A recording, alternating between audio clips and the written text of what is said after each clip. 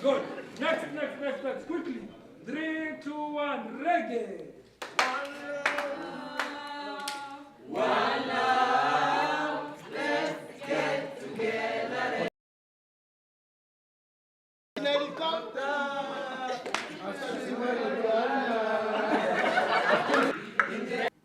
If you do a rabbit and they do a wall, you win. Because a rabbit can jump up. If you do a wall and they do an arrow, they lose, you win. Because an arrow cannot penetrate a wall. If you do the same sign, this game is the best of 5. The best of 5. Alright, as teams, are you okay? You know, we have agreed, right? And you have to do the same side, the whole team. See what you need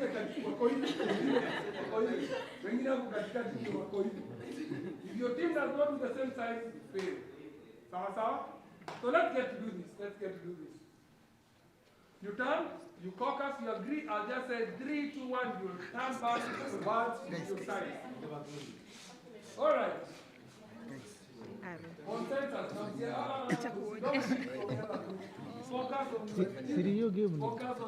Sirio give me defense. Rabbit. All right. When now I say all right, you munapanga line yenu, guys. When I say all right, munapanga line yenu. Then when I say 3, 2, 1, you turn. So all right. Your line facing the back. Your line facing the back. Wall is the most facing defensive thing you that's can the way do. you are facing. Not up. Line yen. Mutakuwa disqualified. Fanyeni line yen. Not checking. Anybody who is checking is flagging. So I'll just So just say, when I said 3, 2, 1, when I go to 1, you turn. All right, ready? Are we ready? Nisikie mko ready. Are we ready? Yes. Are we ready? Yes. 3, 2, 1, turn. You won. They did rabbit, you did goal. So they get 1. You have a 2. But our funny the same time. Yeah. Same thing. So,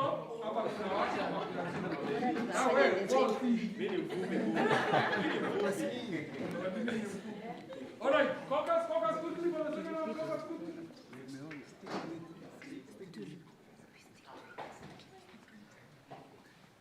All right. Consensus is over. It is time to do your do. Ready? Yes. Ready?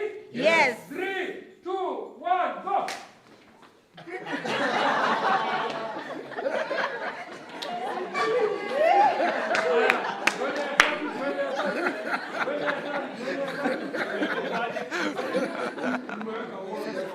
They didn't think to remain. Tufanyeni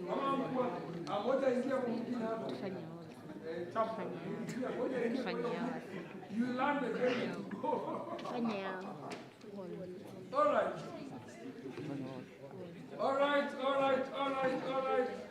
Na make sure huyo mtu mwenye ameingia kwa group yenu ako na idea ya game inaenda aje tuangushe. Good. All right. Hata Chelsea ni chapu. Best of 3 tuko na mbili. Bado moja wasi. All right. Haya, ni watu wa Mani. Haya. Face.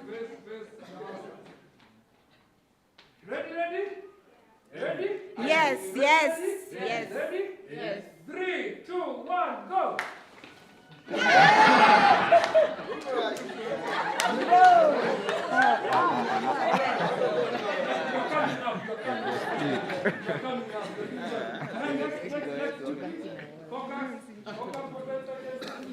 Inshallah.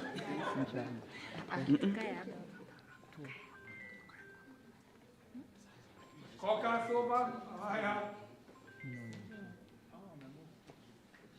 All right. Let's do this. All right, guys. All right. Kuangalia ni huko. Yeah, those who are headed to Damascus, look at Damascus. Those who are headed to Jerusalem, look at Jerusalem. Ready? Yes. Ready?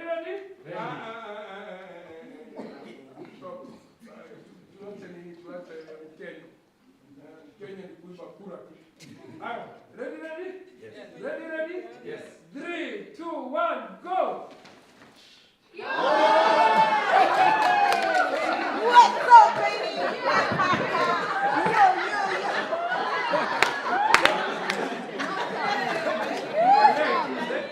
Thank you very much. You guys got. Thank you very much. We shall. Sasa mimi nifanye nini? Kwa tu tumetulia. Lazima hata wewe ufanye nini?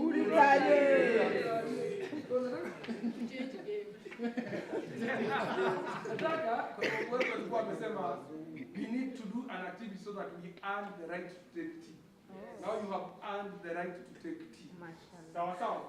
So we will take tea quickly and then come back and now start the real fishing. Sawa. Asanteni sana, tukutaneni pale nje tukunywe kikombe cha chai. Thank you.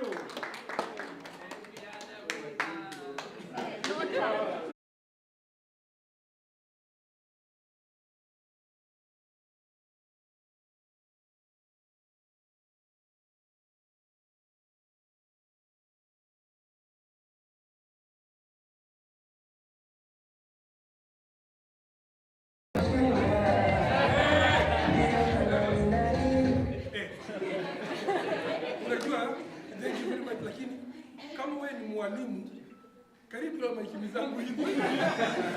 Isiri basi, kwani nisijisi. Kidogo mzazi ameamka asubuhi ameambiwa shona skati ya saiso. Jioni sijui tengeneza kayama. Tunda gari ya waya. Najua na number plate ya. Umse atakudatiwa. Tupeleke pale tutaanzia wapi? The first side gani watu wa lab. Ingo hapa tutaidansi mpaka tukikula keki. Hiyo ndio ya kwanza. Ya pili.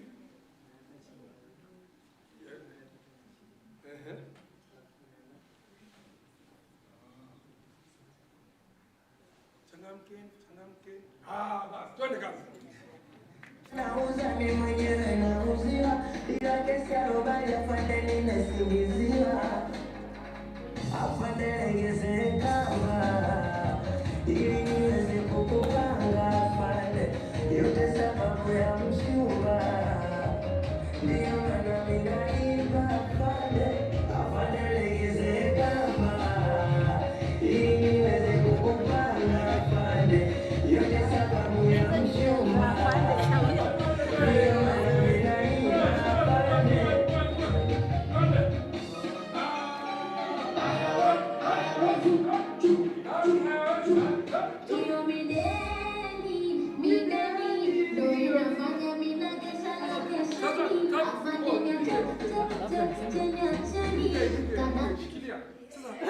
Sasa lakini hawezi kuwa anafanya deni solo. Si mdemo mwenye ana courage. Mdemo mwenye anaweza tushima.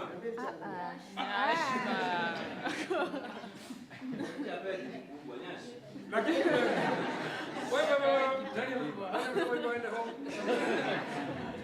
wewe na Faruk.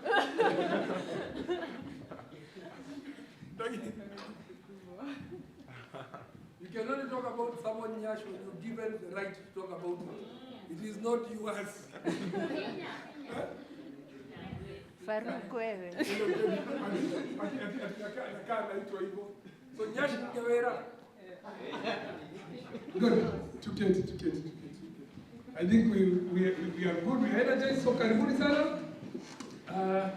To our great event. This is the launch of the Eastern Region Alumni of the US. Nani anajua kwa nini tuko hapo baby? Mimi nilikaa. Kwa nini? Niliambiwa na mzee tunaenda Dristia. The last time I was in Dristia, ilikuwa kale ka Dristia kapana. Sasa nikuja hivi na shingo.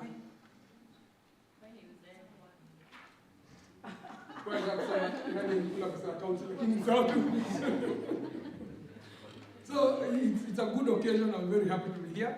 My name is Peter Ngure. I'm an Ankopi kwa mtandao.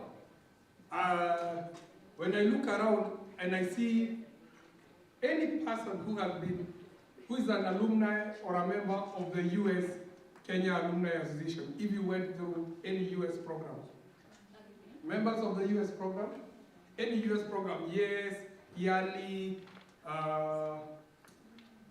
the Herbert Humphrey, Fulbright, na nyinyi wa Mandela Washington.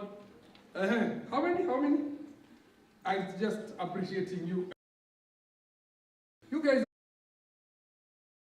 are in this alumni network. The reason why we are forming these associations, because through this association, everybody else who has not gone through these programs will start learning what these programs do. So, I was in the 2018 Mandela Washington Fellowship in a school called Appalachian State University in North Carolina in Boone. But now I lead an organization called Pathways Policy Institute. Tulianza tu after kumaliza hayo masomo yetu. So those who are not members, don't worry. These occasions come so that you learn more about what happens in the programs, and then you can join sawa. So tukipigieni makofi sisi wote kwa kuwa hapa. Tupigieni tutakuwa tunapiga makofi na kaenda tu kidogo. Tupigieni makofi kwa kuwa hapa. Makofi mzuri. Tupigieni the US makofi. Tupigieni the US Kenya Relationships and the Alumni makofi. Kwa kuwa hapa. Tupigieni the County Government makofi.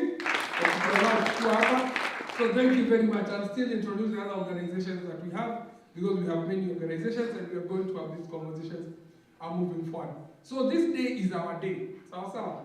Hii siku ya speeches manini. Of course, lazima tuwe na speeches kidogo. Lakini ni siku ya kuinteract, network, learn what happens, and then eventually we will do a launch of the program. So, without taking so much time, because we have tumefunzwa kudance ngoma tuzuri. I want to invite Moses so that Moses can formally welcome us, and then I'll come back and introduce the next person. So, ladies and gentlemen, I want to introduce you to Moses Duranera.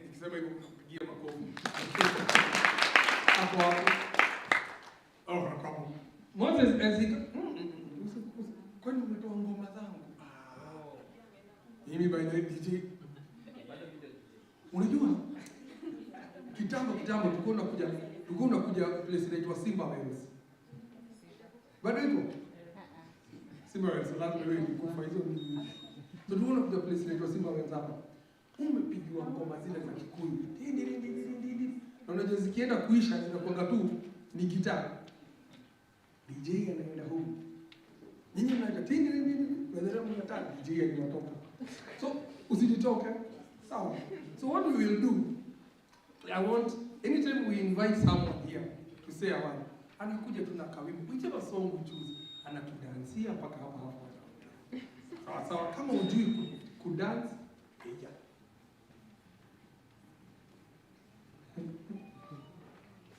Ndio kuna kitu iliingia hivi Homa Bay, Kachongo police station. Ndio kidogo mnishtue mimi ndio. Naogopa kabisa. Mnajua hii story? Ama nyinyi hamjui? Tunalenga hiyo story. Ati mnataka hiyo story? Tunailenga. Mnailenga? For now. Mimi nikalenga, jamaa kaenda. Lakini ni obvious anapenda.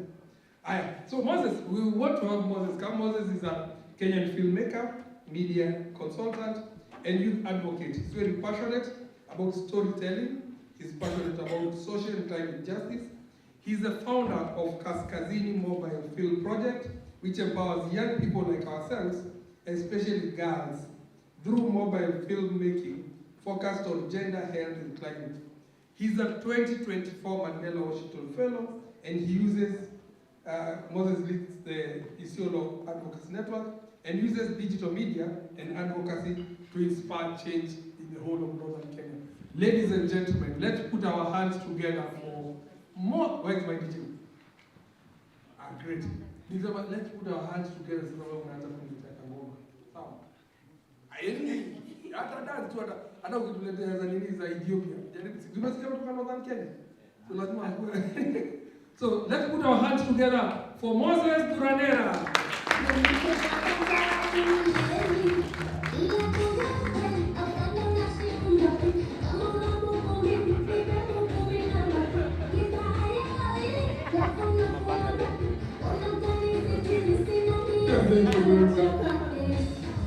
Thank you very much.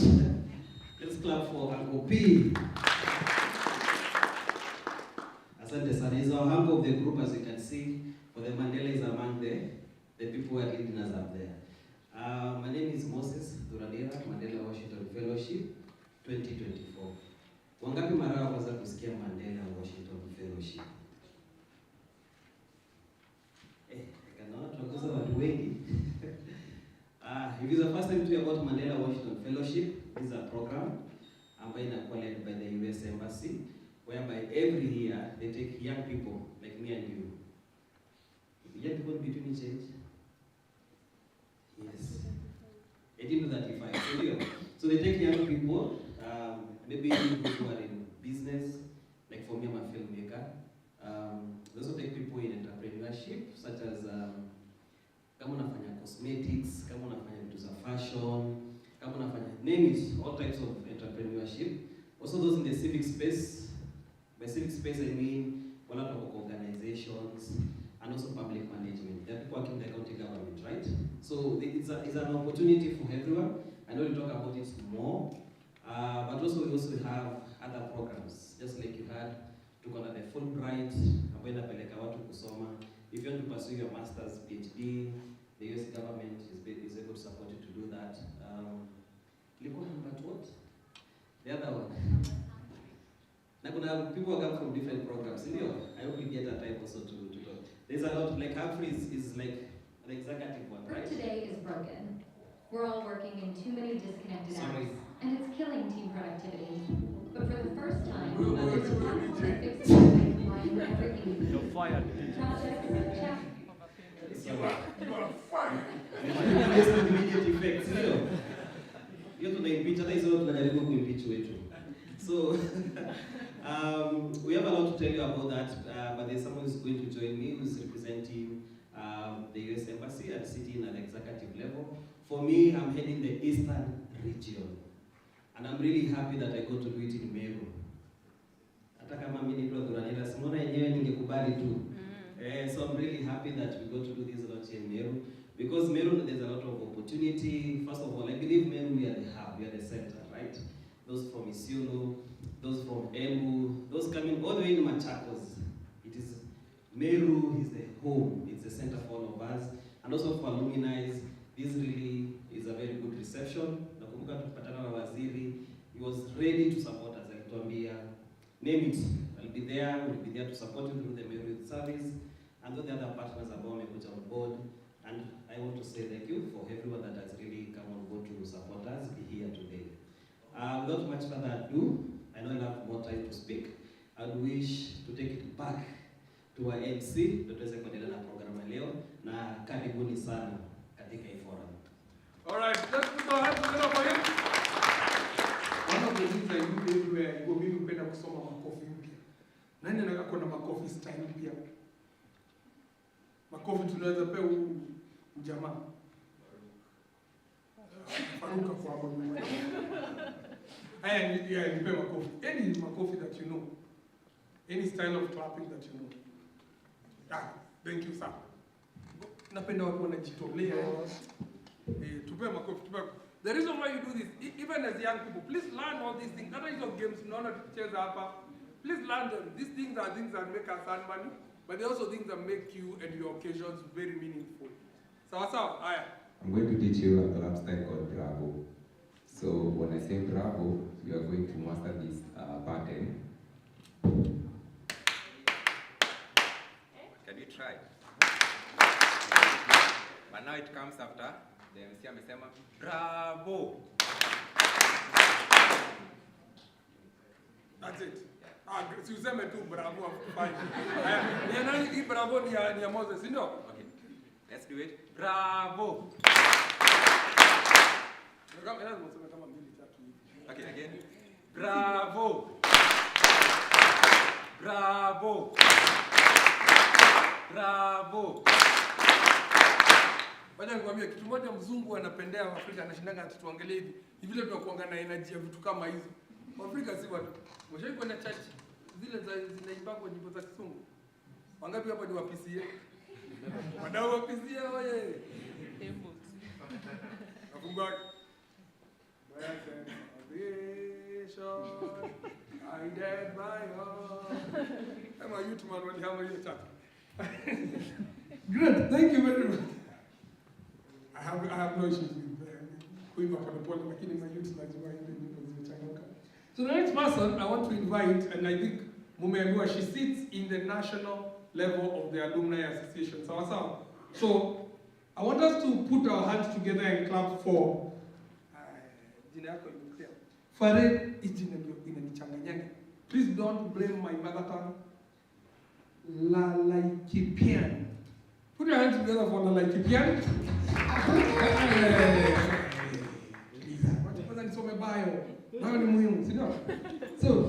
So Farid is a passionate social innovator and advocate for gender equality, youth empowerment, and economic justice.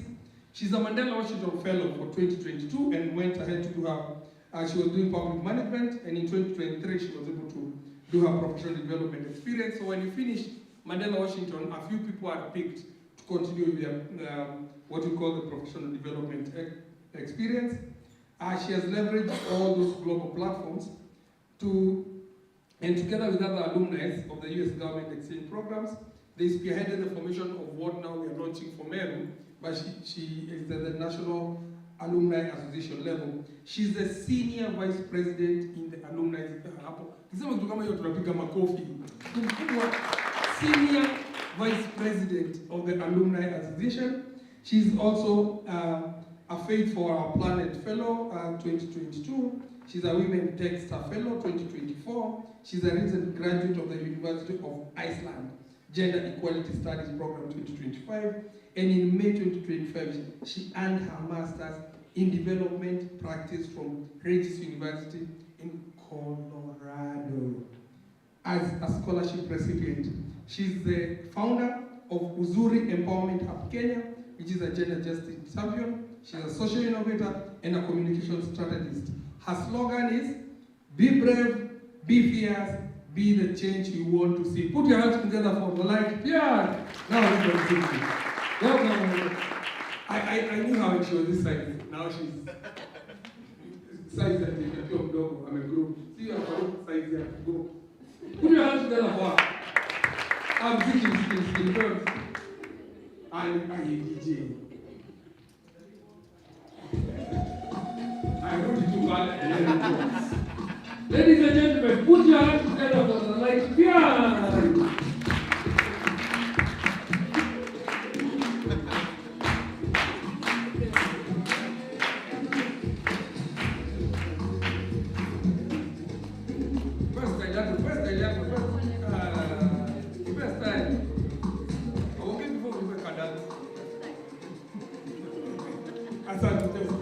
Thank you. Let's hear from her. Yani hata DJ kama alikuwa amejua I have 4 left feet, so I cannot be able. Unfortunately, how many minutes do I have? ndio ameweza anza kutoa sermon moja kali. So 5 minutes, thank you. So thank you so much. As I've been introduced, my name is Faria Lalekipian. I represent the US-Kenya Exchange Program Alumni Association as their Vice President for Alumni Engagement. And I was very excited. I kept pushing out, and I know Moses, nilikuwa nasema tu, ikuje Meru. Me, I don't know how, but ikuje Meru. Because this is home ground. This is where we are doing our community work. This is where most of the alumni are, from what we've seen. So I'm very happy that all of you are here. I especially want to appreciate the work that the alumni are doing. The US Exchange Program, if you hear from every alumni here, they can tell you it is life-changing. When they akianza kukupatia hapa history, you will be shocked at how just 6 weeks of going to the US for Mandela Washington Fellowship can do to your life as a, as a leader. It changes your perspective of how you see things. It changes how you engage with people. It changes how you are able to see change. So there's so many programs. Najua tumekwama pale kwa Herbert Humphrey.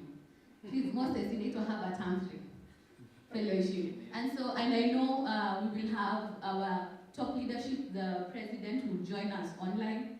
And also a representative from the US Embassy will join online. That is Morgan, I think a little bit later. So I represent the national executive, but there are people now that represent the US Embassy. And one of the things that I'm very proud of is that one of the areas that we are focusing on as a region, which is creative economy, is something that is of high interest, not only to the Alumni Association, but also to the US Embassy. They're for the last, I think, almost 4 years, there have been 3 years, they have been very intentional about supporting the creative economy space, hosting creative economies. Like, people that have been doing events, I know they did a summit 1 month ago. I don't know if the alumni that went to that summit, but they did a summit 1 month ago, and they're very intentional about it. Creative economy, because it's one of the most untapped. It really serves the youth space, but it's one of the biggest space that has a very big gap, we'd say, in terms of support, in terms of access to resources, in terms of capacity, in terms of even access to opportunities. So they're very intentional about ensuring that the creative space and people in that space get the opportunities. And so they're trying to, even creating, I know there was a time they were working with, I'm trying to think. There was a time they were working with, like, the people like Akina Ketakres that were taken to the US, I think last year. Phil, they were taken to the US last year. So this is something that there's a huge opportunity for us as a region. We need to be very intentional about it. We need to have a strategy around it. We need to see how all of us can at least at some point enjoy the opportunities that come with these exchange programs. And there are almost, from the time it started in the 90s, there are almost 93 programs that are there. Even for people when you are high school. Even for senior leaders, we have IVLP. It's called, I think, International Leadership Visitors Exchange, Visitors Program for senior leaders in the government spaces, senior leaders in different spaces. So there's an opportunity for everyone to explore what the resources that are available within the Alumni Association, and that's why we are here. If you have any questions, I know MWF wanakuanga serious na host information session every year. We host information session every county, every year. So if you need to know what programs are available, who's doing what, please ensure that you're in touch with an alumni. Ensure that you know, okay, so that Moses akisikia, okay, Herbert Humphrey. Kwanza between September to end around December, hapo ndio inapanga hotcake ya apply. Is it September or August? For MWF, it's August, right? So August, sasa hivi unafaa kuanza kutengeneza documents. Na tuanze na passport. Intention. First document ni passport. So you have to start putting together your things and then looking out to see the program gani ndio inaanza. Tushajua MWF is open. And we are very glad that even with whatever that has been happening around, most of the programs were not affected. like people are still traveling. Useme, unajua tuliona sijui news, the politics, the programs are not, most of the programs are not affected. So ideally, please be ready. If you have any questions about alumni engagement, how you can engage with the rest of us, how you can, participate in our activities. We have Moses within the region, but there's also me. There's also, other alumni. So feel free to reach out to us. Feel free to talk to us. Feel free to engage with us and see how we can support. Because the good thing, we are to community and we are doing community initiatives. And I'd also like to take this opportunity to thank, the Meru County for their support. I was truly inspired and honored to see that, the team that is supporting the youth, led by our CEC, is here to ensure that what do you need for us to, unlock these opportunities for you in the creative economies. So I really want to take this opportunity to thank you on behalf of the Alumni Association. Thank you so much. I hope in 5 minutes. Makofi hata basi nimetumia 5 minutes. Tutakuja niwapodia. Thank you, Anne. With our language. Good. So huyu ni wa nyumbani. Unasoma. Jira. Lugha inamchanganya sasa kidogo achanganye Kimasai na Kimeru. Ati jira kunga muno. Nakwambia nyuma katodo. Yaani vile language zake zimechanganya na hivyo. Thank you very much. We are very happy to have you here. And we are very proud to see you leading this association. Sometimes sisi watu hapo mbele kidogo tulikuwa tunasumbuka sana. Tukiona wale watu tu wanaongoza hizi alumni zote ni watu either wa Nairobi, Western, that is a bit of Nyanza, and then Coast. Lakini hii region yetu, Mount Kenya region, a bit of Eastern region, we were not involved in these things. So we are very happy to see ourselves come up. And even the people who apply, nowadays you can see the change. Because we are the ones who shortlist people. Sometimes I sit in those interviews. So the more we are, the more we can support our own. So thank you very much. And we'll give you another chance to come to dance here kidogo. Sawa sawa? Mpigeni makofi. Amanya gonna do. Thank you very much. Nipe makofi yake. Oh, makofi. Nipe makofi. Nipe time. Najua unajua ma style mingi. Lakini ile CBC basi. Tunaanza 5 alafu tunateremka. Hiyo inaitwa aje? 5 factorial. Haya. Tupe 5 factorial. Sawa sawa? Haya 5 factorial. Inaanza wapi? Inaanzanga 1 2 3 4 5. 1 2 3 4. 1 2 3 1 2 1 inakuwa big. All right. Give us. Let's go. 1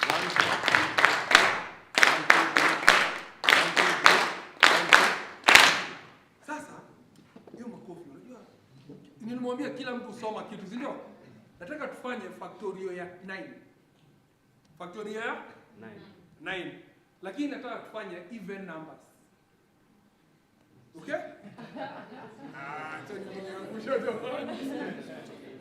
Unajua even numbers ni gani? Even numbers ni gani?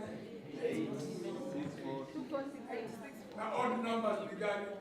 1 3 5 7. You're right to lead a good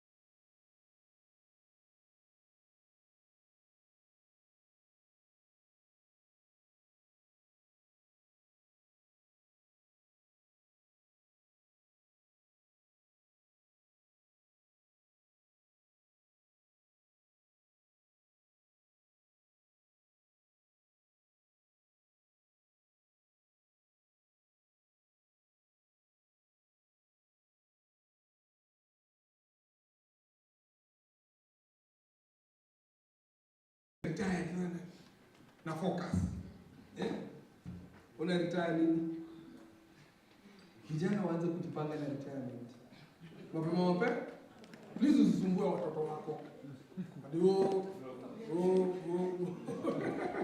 Let us read the Bible. Let's take a minute to read the Bible. Honorable Richard Ellis Morenga Julius is a distinguished leader, innovator, and advocate for social empowerment. With an impressive background in technical, administrative, and organizational leadership, he has dedicated his career to transforming communities through effective management and innovation. He is married with 2 lovely daughters and a son. Honorable has pursued extensive academic and professional development with achievements that include, first, he's doing an ongoing PhD. Sawa. He's doing a PhD. In project planning and management, coursework has been completed. Now he's just doing the thesis and amalize ya kuja hapa tumwekelee ile kofia ya round. He has a master's in project planning and management from the University of Nairobi. He has multiple bachelor degrees, not one, multiple. He has a degree in Bachelor's of Law. He has a degree in Bachelor's of Science in Nursing. And he has a degree in Bachelor's of Commerce, BCom, alongside advanced qualification in Certified Public Accounting and also Theology.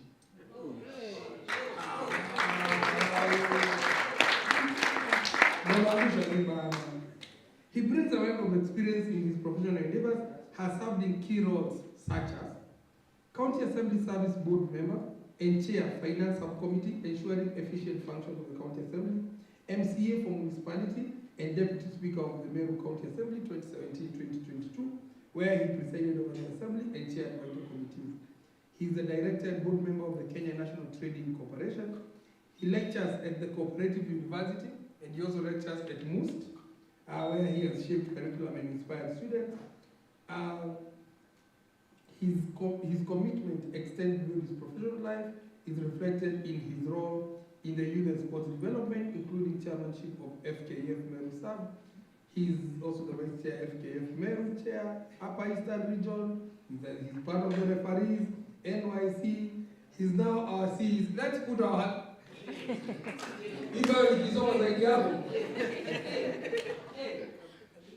na msikose kumsalimia. Unajua baraka sometimes baraka tu. Kule Gold Coast kuna kitu tunaita nyota.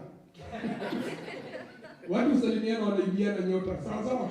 Na ngoja amalize na simu, unaona simu hizi. Before nini mkitoka tu kidogo umuibie kanyota kamoja ama kanyota kakuota. Sio ile ya retired na kuna PhD anafunza ma university na manini. Yeye nyota zake ziko kama za tattoo. So ukiiba kamoja hata sibuka. Sawa. Put your hands together for Honorable Retired Elias Morenga. Karibu sana.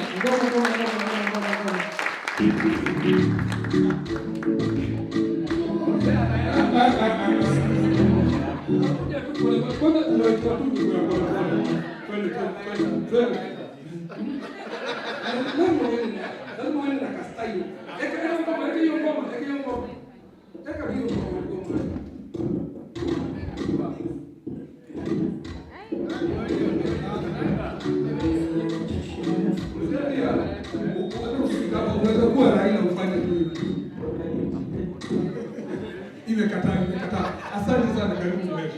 Give us words of wisdom, encourage the young people. You have 10 minutes. You ulikuwa unasoma ni yangu ama ni jirani? Because ibinayo yae unashangaa. Au kusema hata tulikuwa father na we in the seminary. But nimesikia umetaja watoto watatu nikaremember huyu father now with the father of great daughter. But I'm very excited. Thank you very much. The entire leadership of US Kenya Alumni Association and my team from Meru Youth Service and other distinguished guests who have been invited here. My name is Elias Morenga Julius. It's as simple as that. Those other titles, they come and go. But let me say, Moses, nashukuru sana. Before I give my official remarks, I'm very happy because Anthony Kiari, who is a friend, introduced me to Moses Branera of a cup of tea, and then they said we can do something. And that something is what has brought us here today. So with your team and those who have enabled us to be able to have this forum, much gratitude to them, and asanteni sana. It just started as an idea, and now you have actualized. And one of the things that I've come to realize are very important is network. They normally say your network is your net, because today we have created a platform for more than 50 those who are in the film industry or creative industry. And out of these, I believe there are other opportunities that will come along the way. So don't feel as if you're wasting time. Just learn that every opportunity matters a lot in your journey, in your career, in everything that you do. Don't take a minute of knowing a single person of influence, because it is out of network that's the reason why we are where we are. Nobody should cheat you is about the academic qualification, ama vile tunajua sana. One single number, one single connection can lead you to a bigger platform. And I normally say opportunities come for those who are prepared. So this is a platform that you are helping you to prepare for the forthcoming opportunities. And I believe unajua when you are talking about US, wengi sijui tulidhani ni wazungu wanakuja hapa. But you know there are those who have gone there, they have learned the US culture, and now they are coming maybe with the native program. We learn from also those who will later join us. We learn from our Kenyan culture, and especially more specific from our Meru culture. So karibuni sana, those who are visitors, this is your first time. Karibu Meru. These are one of many opportunities, and I believe we learn from each other. So distinguished guests, first and foremost, I want to welcome the US Kenya Alumni to Meru. Here we say we are building what? Yeah. Together. This is our motto, as I mentioned by His Excellency the Governor Isaac Mutumanto Iginkia, and this exposes the spirit of synergy. We believe that to build Meru County and the nation at large, we must collaborate with the private sector, corporations, and our international friends. To make this dream a reality, the youth are at the core of this effort. You may ask why youth, but I'll tell you, with the population of 1.8, 70% are the young people. So they form a very important demographic. So we have been told often that youth are the future leaders. I must confess that they are not any more future leaders, but they are leaders of today. You can see what is happening in our country. You realize they are taking charge of their own destiny and leadership. So I am glad that from what I've gathered here, the US-Kenya partnership has been doing exactly that, mentoring and exposing the youth to the world out there. Today, I am very excited to see young people here who have an opportunity to travel, see the world, and connect. And we will be learning from them what may be the exposure they have got, maybe what we can work together and tap from them for the betterment of our young people here in Meru. On the same breath, I also acknowledge the presence of our local youth and creatives who are eager to network. As the old Kimeru saying goes, Kazugaga tuniaga imbio, which loosely translates to iron sharpen iron. I hope we will have such opportunity here. Under the guidance of His Excellency the Governor of Meru County, the Ministry of Youth and Sport, which is the department that I lead, acknowledges the great potential that the creative industry has in providing employment opportunity for our people. Therefore, we are committed to creating a conducive environment where young people in the creative industry can thrive and be able to monetize their talent. This right way are open to having partnership in this sector. For instance, we are looking to establishing a professional performance art center which will house rehearsal and performing art spaces. And since I have heard that you establish American Spaces Hub on arts, maybe that is an area we explore the potential partnership and collaborations.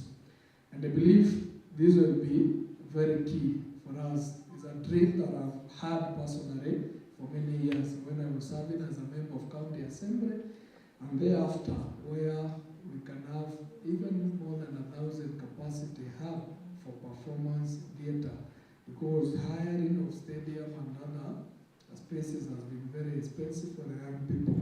So if it is possible to collaborate in that area, we are much ready as a county government of Meru. I don't intend to belabor you with the long speeches as the governor's office and also my office. We are open for further discussions on how we can extend our relationship. Before I conclude, I would like to encourage you to tour Meru before you leave. Kuna wale labda they are the first Moses, labda umekuwa hapa, but our friends, those who have had no opportunities, you can tour around. There is Rekeris, inakuja hapa with 7 colors, and this is something that is not anywhere in this world. So kama mnaweza tembea pale Gombe Crater, the wildlife of Meru National Park, elephant maternity, the world is already found here in Meru. So these are areas that you can tour. Hata maybe at the evening you can ngoje miraa van. Naona my friend pale can tell you hata F1 haiwezi pita ya miraa huku. So just to around, these are things that you can enjoy around, and even our food, our culture, and more to that, the friendly nature of our Meru people. These are things that you can see around. So those who are visitors and their first time, there are a lot that you can learn from us. So we are exporting our culture from now Kenya, Meru to US, and we must say that you're proud also for the culture that we have in Meru. I'm looking forward to this and more projects from Embassy and other partners. Always feel welcome in Meru. We are grateful for this opportunity you have granted us. And I will say to Meru, asanteni sana, and may God bless you. Thank you very much, sir. Tumpigie makofi. Moja kwa makofi inaweza inakaa hicho kigezo ambayo yanaweza wakati tunampigia makofi hata nyinyi mnasikia amepigwa shukrani. Nani akona makofi yenye iko na hiyo level? Yes, thank you very much. Enjoy.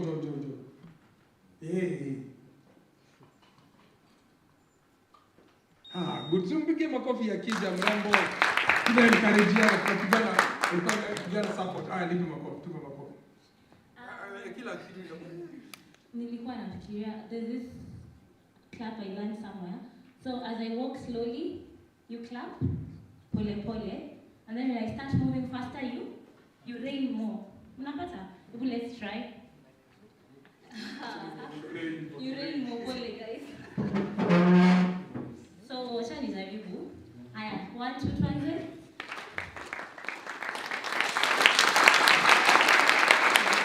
Sawa, tumeshika sasa turudie. Haya. 1, 2, 3, go.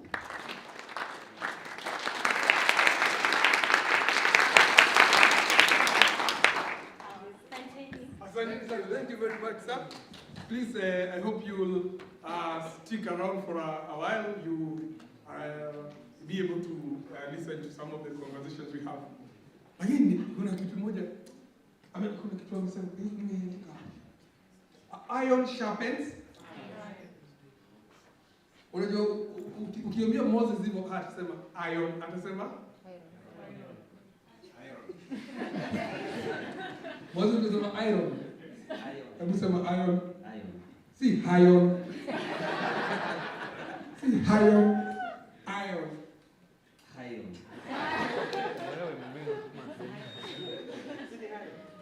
Muliona? You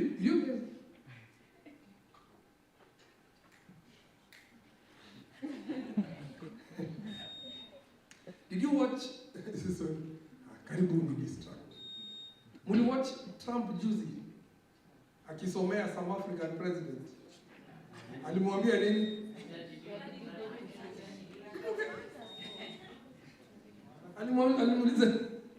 Alimuuliza nini? Well, you have a beautiful English. Where did you learn it from? Huh? Well, English places zingine. So I want to break a little bit of the program just for 2 minutes to invite Waziri so that you take a picture with the alumni, the whole group of the alumni. Then we'll take 2 pictures. Take one picture with a group of alumni. Then take a group with like everybody will try to be here, all of us, so that when you exit, we will have finished that bit of photos. Is that so? Madam? Yes. To vote yes or no? Yes. Fresh term. Fresh term? No term. Fresh term? No term? So all the fellows from all the programs who are here, please come forward. We take a photo with Waziri, then everybody else will come and take a group photo. Then now we can continue with the kikao. Sawa. Changamkeni. Aki kwetu coast tunakuwa kwini. Tunataka mtembee kidogo, mje tule mahamri, mje tu nini kile tuone kama hiyo. Tunataka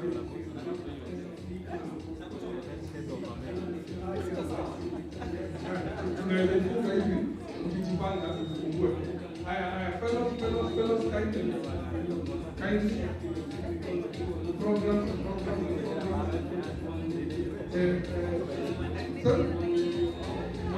Model. So defeat the microphone.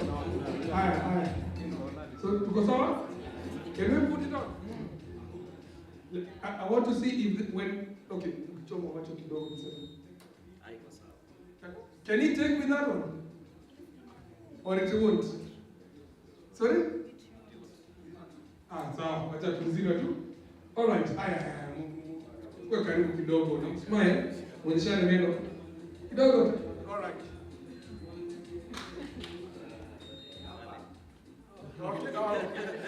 Okay. Tunatumia kamera gani? Microphone gani? Kamera gani? Haya. Ando ile sasa. Haya sasa.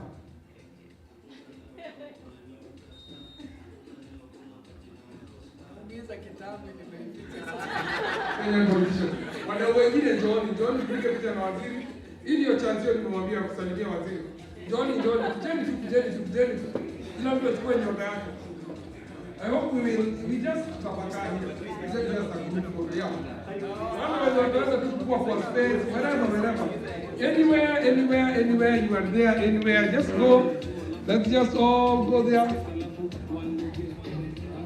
Let's all join. Watu wa kuamka naye, watu wa kusimama naye. Wale wa yo.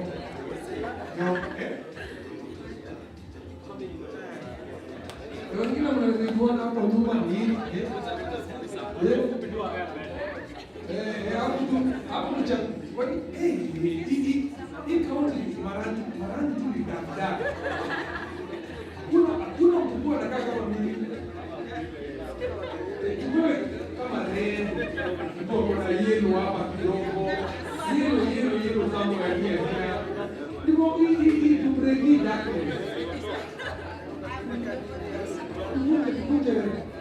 Ni bill za ukasa. Tunaangalia gani? Kamera ni gani?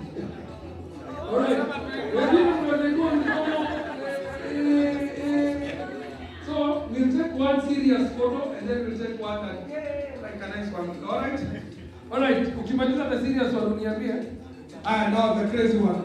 So we'll say 3, 2, 1, we say? Hey, bro. So it's called the US Kenya.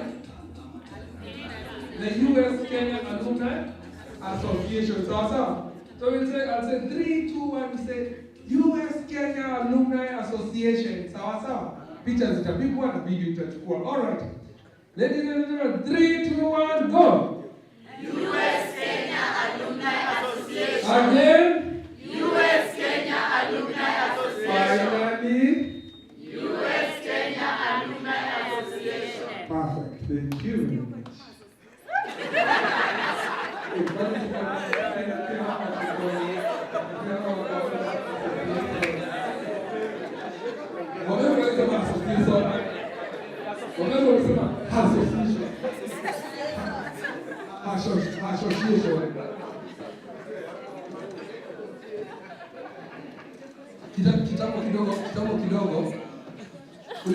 Kitambo kidogo kulikuwa na minister Kenya. Alikuwa hawezi sema secretary. So alikuwa anakuwa speaker so I want to invite the secretary. Kwa nasema secretary. Gomse by the way ni innovator, alianza kulima makaa kwa Nyahururu kidogo. He owns thousands of acres in Kiambu. All right, asanteni sana. Now let's get to some discussion. I would want some assistance to get. Monate, how many seats? Ningeomba usaidizi. Kuletewa hizi viti hapa. How many? 4 seats. So hizi mbili na hizi zingine mbili ziko free. Oh, these two all. Thank you. Na hizo mbili sana. Uniwekee tu hapa.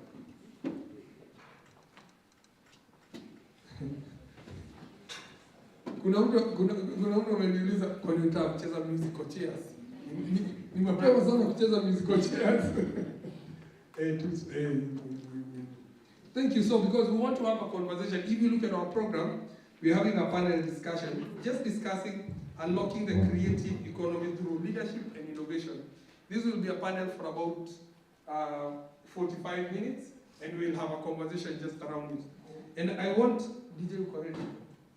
Nataka kuintroduce yule mtu ambaye atakuja kutufanyia panel na ataweza kutuendeleza katika pale mazungumzo. Ni mwenzangu kutoka Mandela Washington. Alienda Mandela Washington mwaka wa 2023. Alisomea shule ambayo inaitwa shule kuu ya Delaware. Delaware iko jimbo gani katika nchi ya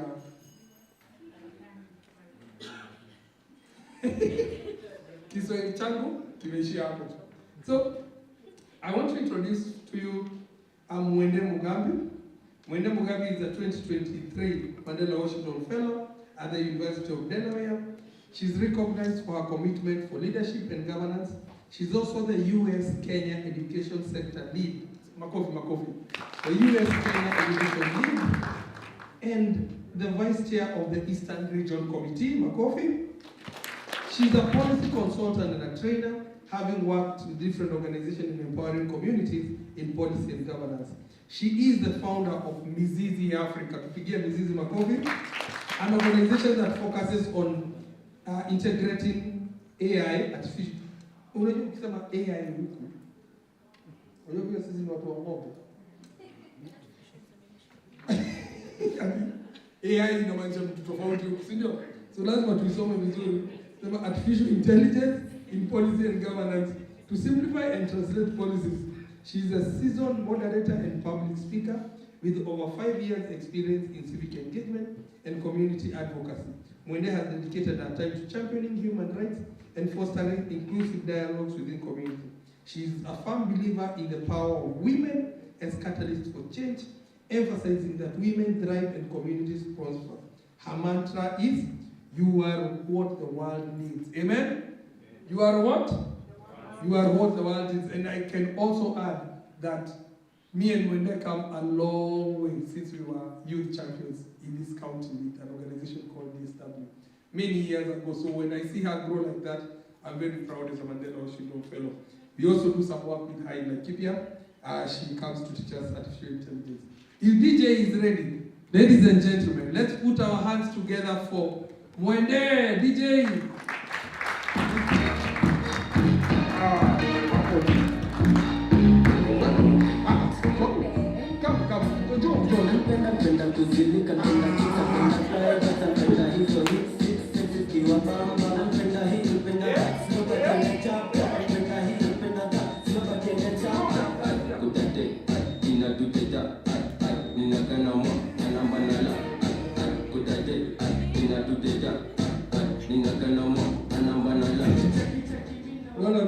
Kuna watu walikuwa wanasema endelea tu hivyo.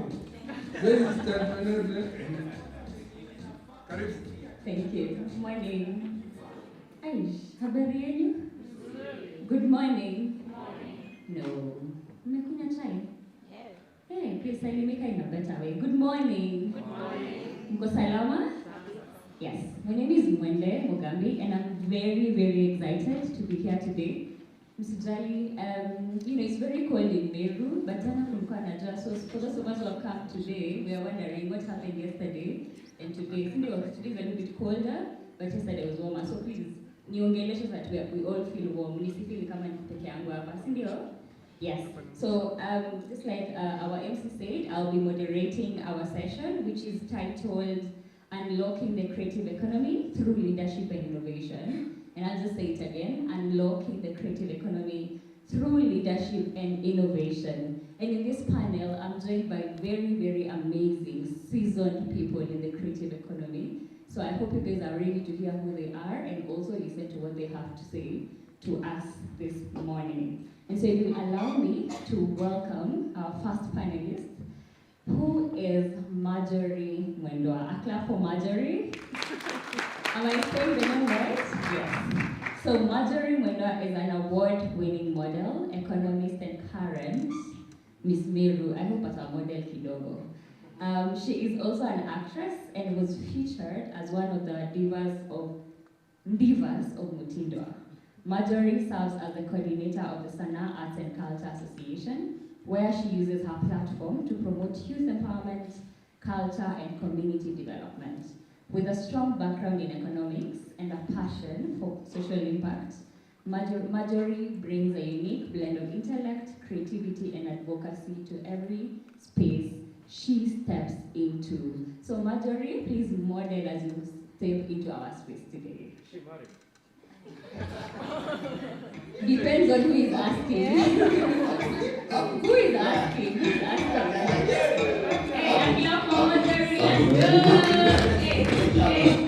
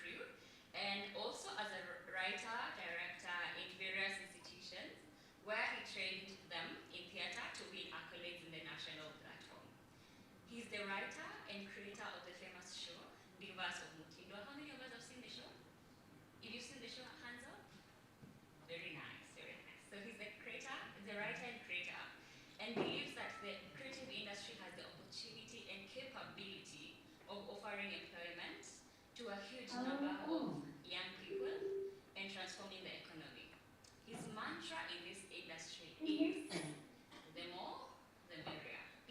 is? The more the merrier. Very nice. Mr. The more the merrier. Please join us in the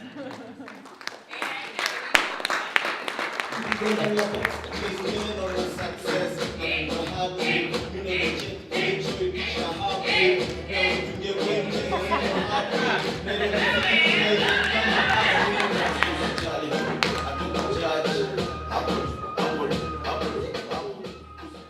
Hakutuandikia is a break dancer. Alright, and last but not least in our panel today is Moses Ramira, who you guys have already met. I'll just read his bio again. He's a Kenyan filmmaker, media consultant, and youth advocate passionate about storytelling for social and climate justice. He's the founder of the Kaskazini Mobile Film Project, which empowers youth, especially girls, through mobile filmmaking focused on gender, health, and climate issues. A 2024 Mandela Washington Fellow, Moses also leads the Fellow Advocacy Network, using digital media and advocacy to inspire change in northern Kenya. I don't know kama tuko na zile nyimbo za watu huko northern Kenya, tuone mabega za Moses zikisonga. Moses, are you ready? Ngoja tukutie wimbo unaenda. Please find an Ethiopian song for him to dance for us. Because see, he does northern Kenya. Any of Boko northern Kenya, Moses? You know it is. Yes, as we wait for the song.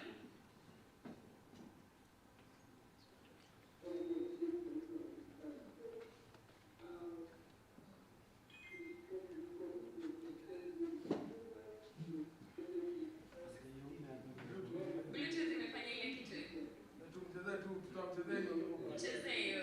So I'm trying to be play for him right now. Yo, for real, man, you already know. For real, man.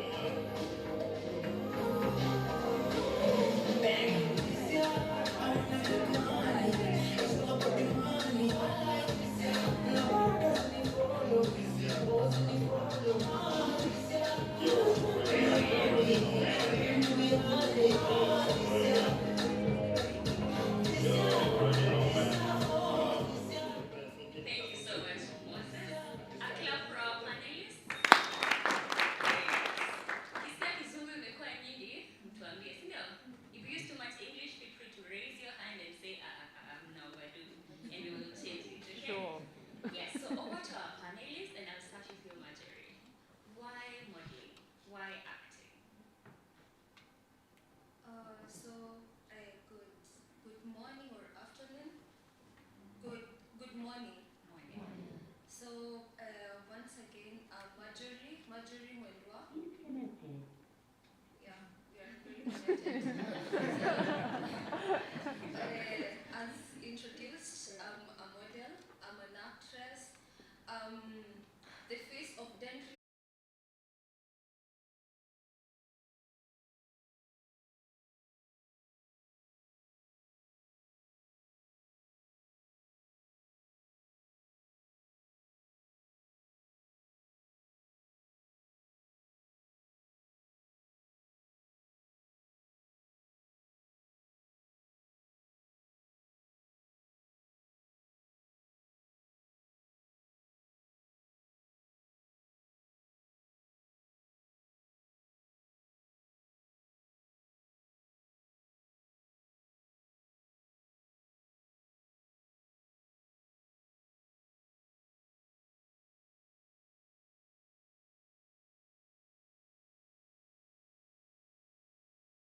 Creative economy growth. Over to you, Mr. IJ. Why producing and why Universal Mutindo? First of all, say if film is it on? Well, good morning. Mugeni. First and foremost, I think if film was a person, I would ask film why me, because I think I was kind of doing film when I was young. It's only that I didn't know what exactly I was doing.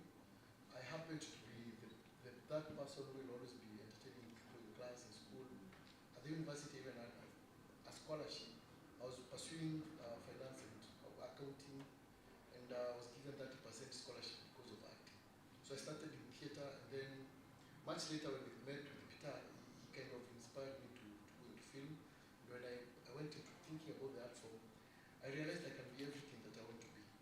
You know, film, when you're working on film, today you can become a doctor, you act as a doctor, the next time you're a thief, the next time you're a patient. So I wanted to pursue all careers. If you asked me what I wanted to do when I grew up, I wasn't sure. And I think film has given me an opportunity to do it. And something else I would also want to echo is that our stories are being told by other people. And if you don't tell our stories, then other people will tell it the way they want. Like for instance, there's an African adage that goes, until lions have a historian, tales of the hunt will always glorify the hunters. Mpaka ile siku simba itapata mtu wa kupeana story yake, kila siku tutakuwa tunasifia mwenye anaenda kuwinda kwa msitu, na wenye wamewindwa na simba na ikapita nao. Africa has become a place whereby, as much as we have in US-Kenya relationship, to some extent Hollywood has depicted Africa as a place where there's poverty, there's a lot of corruption. Said corruption in other Western countries, it's there. But it's the story that is told is what stands out. Kenya, most times we see people coming from the West, they come and find Kenya, skyscrapers and the rest. And these are the manyatas that we see. The kind of stories that are being told in the kindergartens, and the real story here is different. And I feel that as creatives, because I see around there so many filmmakers and creatives, I feel that we should endeavor to tell our stories authentically the way they were. Like for instance, the other day, there's a movie about West Africa done about the women warriors of some West African countries. It's called Woman King. And some of the way the story has been told, it's very skewed. Number one, the language, the Woman King, they're speaking is different. The cast is South African, the locations is South Africa, and they even have, I have nothing against the LGBTQ people, but they have a gay person who is assisting the king. We know in Africa, we did not have such a setup. So if we don't tell our stories, we'll have other people telling our stories the way they want it. And I feel that is why I'm in film. Telling our stories the way it is and the freedom to be anything. Because apparently you can be a thief today, be a doctor tomorrow, and also be a teacher in the next film. Yes, so I'll just go straight to our question, then I'll start with you, Marjorie. As an economist and coordinator of Sana Arts and Culture Association, how do you define the creative economy in the Eastern region context, in this case, Meru region? And what unique economic potential do you see within it, particularly for youth? Thank you so much. If I choose one adjective to describe the film industry in Meru, I would say it's growing. We are still at a relatively juvenile stage as an industry as compared to other industry, right? As compared to, let's compare an industry like agriculture. That is very core to us, and that means it has grown over the years. Film and art and basically the creative industry is like a new venture we're trying to get something out of. So I think we are still relatively young, the industry is still young, but I think we are on the right track because Eastern creative work is being seen everywhere else, maybe in the country or in the world. So I think we are on the right path, maybe. About our niche as youth or as Eastern, I would like us maybe to focus more on something that, or maybe creativity that is more indigenous to us. Maybe make it a little more custom made for our people, our customs, our traditions. So basically, I would urge young people to put in our Africanness, our Americanness, our identity in our creativity, because I think that is our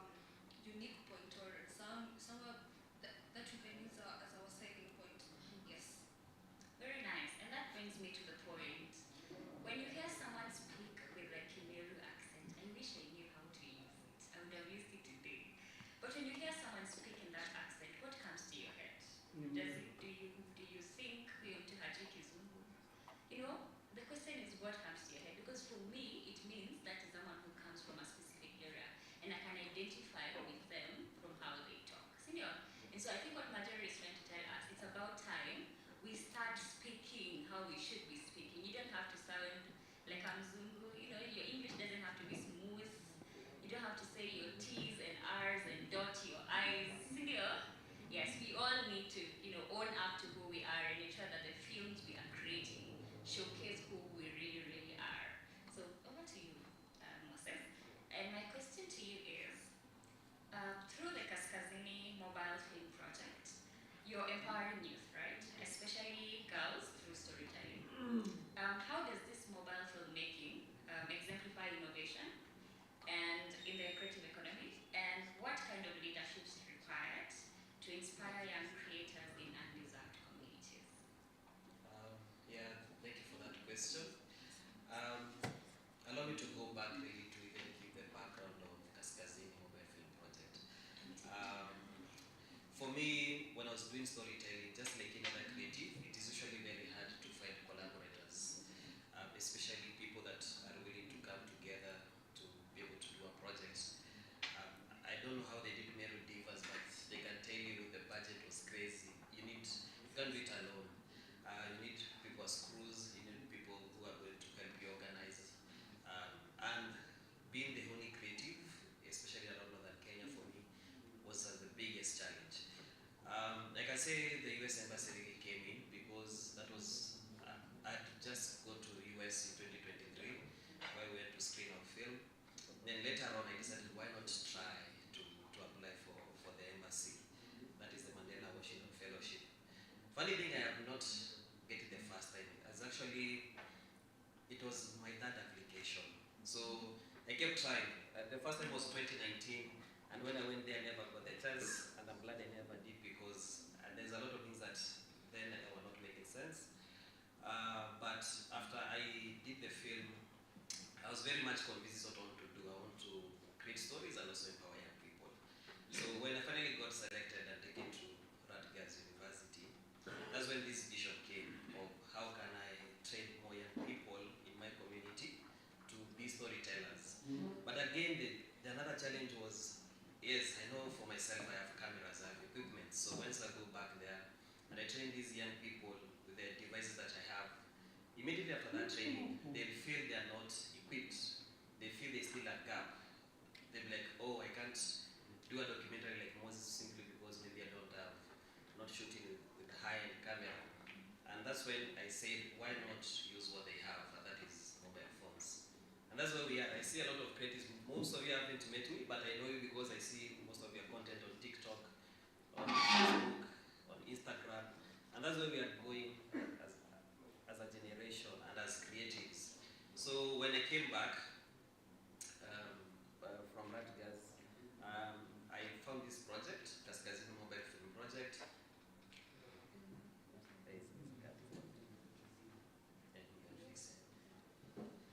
Is it right? Okay, but I can try to be audible enough. So I came back and I started this project in Isiolo County.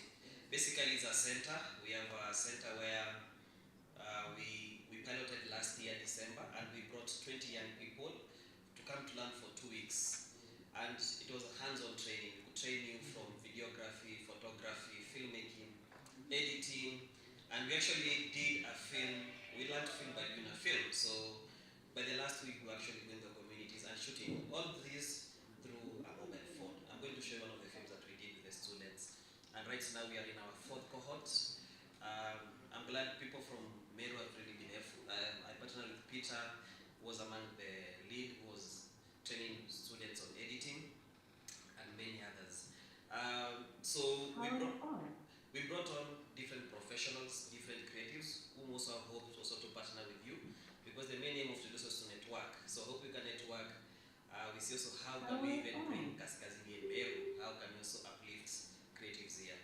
So the whole project of Regat was very successful because now young people are opening podcasts, they have their own short films, and they continue to grow the creative industry. All these just through their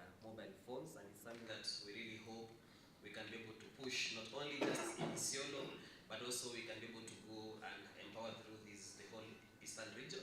And that's why even we're having a discussion with Waziri, we're really trying to push for an American space here in Meru County. That way we can make sure that we have facilities, equipments, and things that can be able to enable us as creatives to be able to continue to elevate the creative economy. Okay, I hope you guys can hear me. And I think you talked about our content being on social media. And I think in our audience today we have Mr. Kiambabe. And I think all of us have seen his content on social media, senior. And you guys can guess how he laughs, you can guess how he talks, senior. So yeah, anakaa serious, akishavaa zile makoti zake, zishika sana. And you see, that's the beauty of content. I don't have to be in Meru to know Kiambabe or Nadia. I don't have to be in Meru to know another creator, right? They just have to share their content on social media. So that's innovation. We need to start using the platforms that are available for us to tap to more greater networks. And yeah, to you, Mr. Wiki, my question will be, from being a music artist to a filmmaker and the creator of Divas of Mutindo, you embody diverse creative entrepreneurship. So what was that moment that led to you believing that the creative industry has the capability of offering employment to a huge number of young people? First and foremost, after college, I worked in a bank, and then I realized I could see some transactions, how people are banking and everything else. And then I realized my mom used to tell me she's a civil servant because where she was working, she felt that her career projection was not as fast as if she could have control. And then for a long time, I used to want to understand what she meant by. I'm not against working for the civil service, but the opportunity where you can be able to grow. And I looked at my talent inward. What is that thing that I do without need for being paid or feeling like I'm being pushed to do it? And I found solace in the creative industry. You know, creative industry is huge. If you go to the dictionary definition of creative industry, even an architect is in the creative industry. Someone who's probably pursued it to the higher echelons of drawing that become architects, but they're creatives.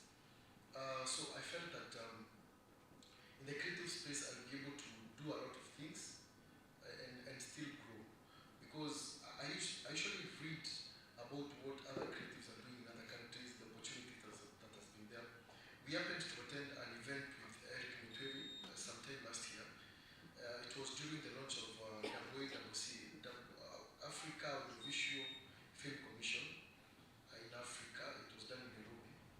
And we got to understand that the creative industry, especially film, is the second or third biggest employer in Nigeria for the government.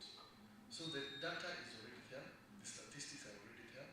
When we did Divas of Mutindo, the launch, the number of people that we work with directly, as much as we do not have the finances to pay people directly, because we leveraged on goodwill, friendships, and the small money that we can collect around us and the resources we had, I realized that we were able to impact a very huge number of people. If you look at the cast, the number of, as much as you look at the people who are acting on screen, there is a large number of people involved in the production, from caterers to makeup artists to locations. All these things are paid for. So you realize that creative industry has the capability of a cascading or having a ripple effect in the economy of a certain place. And that's why I feel the creative industry, we have to, it's what can, if you ask me if I had an opportunity to talk to the president today, that is exactly what I would tell you. The problem we have right now with the ballooning number of young people who are not employed, if you encourage the creative industry, we have the opportunity to observe. In Nigeria, if India, if South Africa has done it, why not us? The consumption, the need for that content is there. Even if you're talking about, it's only that science is not, even if you're talking about agriculture, which is, it's a win-win. You're winning the creative industry and again in the agricultural department.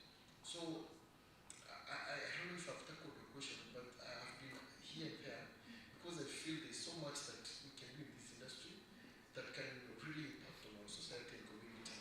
Not just to the people who are directly employed in it, but also in the entire economy of the space that we are going to do everything that entails the creative industry.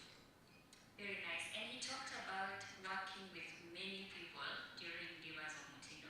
So I want to know how many of us in this space took part in ensuring that Divas of Mutindo happened. So if you took part in Divas of Mutindo, please raise your hand up. Let's see. Hana, uliwaka na nani juu ni kama hawako? Yes, you see, quite a number of us benefited from that. And it took a creative to sit down to think about it, and then the rest of us benefited from it. So you realize they can't do it alone. That's the truth. Naona kama hii soprano hamnisikii vizuri. We can't do it alone. They can't do it alone. We need to be together as the people of Eastern region to ensure that our creative economy grows. If today Kambambe shoots a video and it gets 0 views, do you think he will grow? Anaweza grow? There's a name he uses. But if you don't refer to him as that, do you think his content will grow? It won't grow. If Marjorie today you don't vote for her to become the face of Denry, do you think she'll become the face of Denry? So we need to work with each other to ensure that our creative economy is growing. And I'll come back to you, Thronira.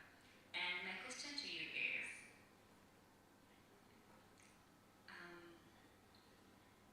you're passionate about storytelling for social and climate justice. How can creative leaders utilize professional development and knowledge management to ensure that their work is successful? Yeah, thank you. As leaders, how we can utilize that? I can say most of my work revolves around research. I'm in more in documentary space because I love telling real life stories. And for you to tell real life stories, there's a lot of research that you have to do, and that's where really a lot of professional background is important. For example, if I'm doing a story about Meru County, I need to tap into the knowledge of Waziri and many other people who are professionals around this area, who have vast knowledge in it, and see how we can work towards creating a story that not only resonates from just paper, but something that can be carried on. One thing I noticed, even as you traveled outside and here in Kenya, is people from there, outside there, they learn how to preserve their cultures and their history, and it's something that they use it and package it in terms of films that can be passed from one generation to the other. But what is happening? Our libraries are burning.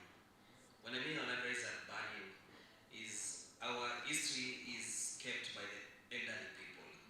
I'm sure Lipatiwa stories are more probably by your shosh or your grandfather. But you see this. Sorry, we are just changing the speaker. Apologies. Think tulicheza mziki sana ile speaker ikaa. So we are changing the speaker just so that the sound gets loud. Okay. So tusikue soprano sana. I hope you can hear us with our natural voices. Ndio? You can hear us? Akitengeneza speaker, tusimame, watu wasichoke. Tusimame. Let's all stand up. Let's just stand as he does that. Let's all stand, let's all stand. Let's all stand. Hey. Let's all stand, let's do this. I'm alive. Loud, sasa unaona tuko tumelala. I'm alive. Loud. Hawezi kuwa alive. I'm alive. I'm alert. I'm awake. And enthusiastic. Kama hivyo ndio unakuanga enthusiastic imekataa. I'm alive. I'm alert. I'm awake. And enthusiastic. I'm alive, alert, awake, and enthusiastic. I want us to sing, all right? I'm alive, alert, awake, and enthusiastic. I'm alive, alert, awake, and enthusiastic. I'm alive, alert, awake. Alive, alert, awake. I'm alive a lot awaken. Sawa, twende haraka. Sawa sawa. Twende mbio mbio. All right? 3, 2, 1, go. I'm alive a lot awake and enthusiastic. I'm alive a lot awake and enthusiastic. I'm alive a lot awake. Alive a lot awake. I'm alive a lot awake and enthusiastic. First of all, I'm alive a lot awake and enthusiastic. I'm alive a lot awake and enthusiastic. I'm alive a lot awake. Alive a lot awake. I'm alive a lot awake and enthusiastic. Nicely, nicely, nicely, very well. I think the speakers are back here. Thank you very much. Yeah, finally hear about this one. 1, 2, next week. 1, 2, next week.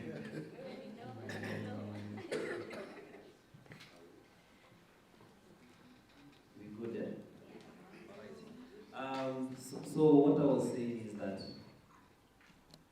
tapping into professional knowledge. Most of our history is fading away. I was talking about how our libraries are now burning because probably the Gen Z and the Alphas, right now it's Alphas, right? The Alphas may not know what was taking place during 1960s and back because we don't have films, we don't have documentation. The only thing we have is history books that were just written by British people that they are using until today, that are glorifying how the white men discovered different things. So there's really a need for us to see how we can be able to preserve our history. Like the Gen Z, what we have been witnessing, 50, 100 years from now, they'll watch it. Because we have archives, we have films, we have documentaries, we have news footages that they can go refer to. And basically that's why I feel professional meets creativity, because at the end of the day, we are able to bank all this knowledge that we have, all these discoveries that we are making here in an archive in terms of films and documentaries and stories that can be shown even way later on. So that if there's another time, maybe 50 years from now, when we'll have bad governance, people will go back and watch and realize in the year 2025, people were out on the streets, they are protesting for their rights. So for us, we have contributed to the next generation, and this has been made possible through the stories that we are telling. Thank you for that. I'm going to Mazur. In a minute, I would love for you to answer this question for me. And drawing from your experience of promoting youth empowerment and community development through us, how can we, as alumni and people that aim to join this KA, leverage on our networks to foster stronger partnerships and engagement? So, I think as creatives, what we mostly lack, apart from financing obviously, is platforms. And I think the best way to partner with us, or us with you, or with each other, is to provide platforms for creatives. There might be lots of creatives out here, or just people creating in one way or another, but nobody knows about their art. And I think as US alumni, you're basically channeling Kenyan content to a bigger platform or a bigger market. So taking our creative content or our creative industry and involving another country, a first world country, means that we have a new market for our creatives and our art. Yeah. Thank you for that. And just before we move to the public, because I would also like to hear what you guys think, I'll ask you one last question. And my question to you is, you say the more the merrier. You need a club or something. Okay. Actually, Nikani, but he says the more the merrier. So how does this philosophy translate into practical strategies for the creative economy? Thank you very much. The reason why I say the more the better is the last time there was a screening here in Melbourne, it's in December. So it means the people that we sensitized towards watching films and the people came to attend, they've not had another movie to watch mpaka maybe the next time I do a movie. Peter has been in a 2-year hiatus. He has not done a movie in 2 years. I don't know anybody else here who is doing movies. I would want us all to do movies. This market is so big, such that in Kibero we say we cannot finish the grass. I'm told by people who go to China that if you go to shop, you first have to know which province what product you want to buy, so that you know which province you're going to shop. And if you say, like for instance, you want to go to shop for cosmetics, you have to go to, is it Wuhan or something? Henan. If you want to do carpentry stuff, you have to go to Guangzhou, and probably if you're also doing electronics. Let us make Meru our Kigoma in terms of film. You know, Tanzania, when you talk about Kigoma, we know musicians most of the musicians from Tanzania come from Kigoma. If we're able to make more films in Meru and in the region, Isiolo, we know next month we're going to Isiolo for a screening. The other week we are going to Maua for a screening of Mayuda's movie. The other week we are going to Chogore. Like, we have more people making films. That way we have capacity, more people who know how to work around the entire creative space, especially film. Like for instance, when we were working on Divas of Timber, we had to go begging people how to come and do makeup, for us. But now we're going to look for professional makeup artists to do makeup for models, instead of filmmakers, makeup artists, people who are specialized in certain sectors. We had to get people all the way from Nairobi to come and do simple stuff for us, which we could have. If probably my friend here has trained maybe a DOP, Peter has a sound guy, someone else has an art department which is functional, other people have the cosmetics, whatever, everything around the creative space. When I'm working on film, I don't have to have everything. I just, again, synergy. We'll have to be picking from different places and come and do film. So I hope to see more people doing film. I hope that through the young government, the vibrant government that we're having, and the networks now we have with America, Mayolo, we can be able to have meaningful collaborations and partnerships that can make us have more people having their companies making films. Let us compete. If someone else probably did a movie in April, I'll probably be shooting right now because I know I need to have, but I'm almost alone. Peter Banana, Mayuda is doing short films, everybody is doing short films. Let's do stuff. 2 years is not that as kidding. Anyway, I'm just kidding. Sorry, I understand. It's the by Kulala, it is an example. It is a bad example of good things that happen in the industry. And I know sometimes it's the challenges that we have. You know, when we are running resources, we are running for the daily bread. Because utambia mtoto wako nimetoka cinema, so I know mwalimu nilikuwa shoot cinema sina pesa kulipa school fees. It becomes a challenge. So, but the more we do it, the better for us. Thank you. All right, and now I want to hear from you people. See, we've heard from our panelists. Simapigia mafuta jeu kidogo. Hakuna mtu amejiuma ulimi hapa. People have been pushing the English.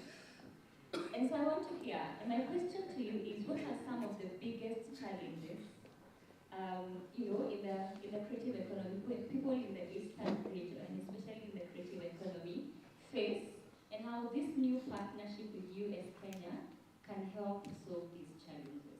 So I would love to hear, in the next 8 minutes, I'd be very serious about time. 8 minutes is just a discussion. But just the next 8 minutes, I'd love to hear what are some of the challenges you people in the creative economy go through, and how you believe the new partnership with the USKE can help solve part of these problems. So if you have a suggestion, the mic is yours. Where's the mic? Yeah. We'll take the mic. Yeah, I'd love to see hands up. Please Let me that we engage. Yes. We have 2 hands up, 3 hands up, 4, 1, 2, 3, 4, 5, 6. 5, 6. All right. 7. I'll close it at the 7 hands. So we start here, we'll go 1, 2, 3, 4, 5, 6, 7. Oh, it's actually 8 because there's a hand. So we'll close it at the 8, yes. So thank you very much. Also, sorry, keep your comments short. so that we give enough time for every other speaker. Well, Thank you very much. Mine will not even be a comment, but I just want to, I'm curious to know what the US-Kenya partnership is like, because I think the challenges are cut out, and the panelists have really brought them out very well. So maybe it's a curiosity, maybe I might have come later, but it's not very clear what the partnership is in the offering, so that I can be able to comment and say how we are going to leverage on that. Thank you very much. Actually, I wanted to ask the same question. Yeah. About what is the US? Yeah. What is this animal called US-KE alumni? What partnership is that? So, all right. Yes. Yes, my name is Mayura, and our challenge is growth. You know, we come from a very adamant community, so in simple terms, we need a big crowd. And to have a big crowd, we need resources. That's the only thing we can partner with the US. The reason that's why I'm saying this, we have tried much, but we are still limited. If you want to go to Netflix, we need good cameras. We need some marketing strategies. You know, some of artists, they cannot even register to distribute it. We have content, we have creativity and all other things, but we need resources. So the partnership should be resources. All right, thank you. So I think we'll go so that we'll go to the back. We'll have you and then we'll go to Kienda. Good afternoon. My name is Dora. I'm a filmmaker and a mental health advocate. So I think the biggest challenge with our creative economy, especially when it comes to film, tukiongea ukweli, it's the exposure level and most of us tuko nayo. Unapata like most people even have never been to KMT here. Most people have never been. Sorry, I'm told we just go to the front so that we can be able to. That's the online camera. So just at up and out. Okay. As I was saying, is I think the biggest challenge with our creative economy, not only even the film industry, is wasanii wetu hawako exposed to a point that giving you just a small example is most of us come from the neighborhoods around. Wasee wajenda like go down KNT, Sarakasi Dome, waone what happens there. We are sometimes in escalate. We become so full of ourselves that tunajuana. I hate Wiki because he is doing this. But for example, being exposed like in Nairobi or in other cultures is you find this guy doesn't come from my tribe. We are atujuani. We decide to do something for the sake of us, not the community. So I think even the local government should strategize on ways of maybe exchange programs na kutupeleka places kama hizo so that wase waone what really happens out there. Thank you. Thank you very much. Good afternoon. My name is Bill Misheni, and what I believe can be done is we can be assisted to find a solution to the funding problem. Because like you heard Vicky say, a lot of times you have to focus on the daily bread. You have to focus on your immediate needs, even as a filmmaker. You're not going to give the excuse that all your money has gone towards creating something, creating a film, creating a show, whatever it is. You do not have the luxury to give up all your finances towards such a project.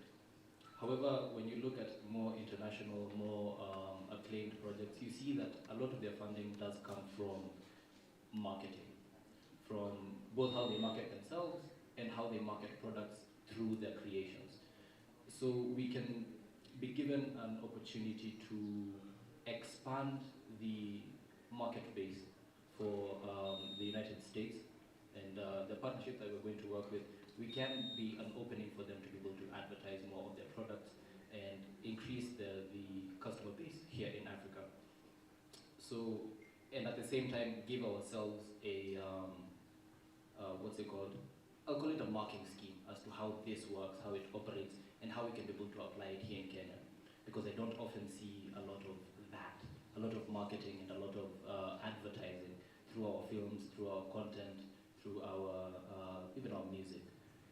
Being able to understand how we can gain funding from advertising, from marketing, and the like would be honestly a great improvement to the industry. Thank you. Thank you so much. We will move to the back. There was a hand. Yeah, he's just right there with the blue jacket. Yes.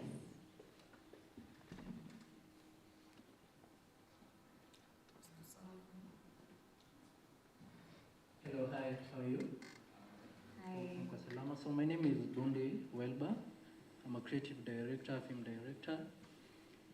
Actually, what I wanted to tap in, most of you maybe have suggested, but I can emphasize on, as a USKE Alumni Association, what we can do. We can have some mini programs. By mini programs, I mean that we can have a small mini program so that we can educate our society about film, because most of the people nowadays they are doing skit, they are making, they are living or they're handing through film or even creating content, let's say. But most of them, they are not, they don't have awareness about film.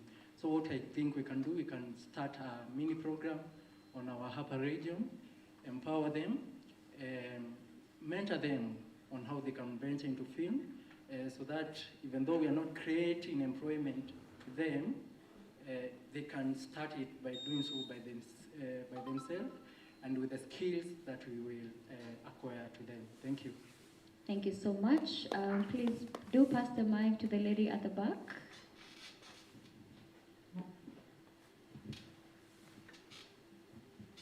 Thank you so much. Hello, everybody. Hi. My name is Melody. I am a welder by profession.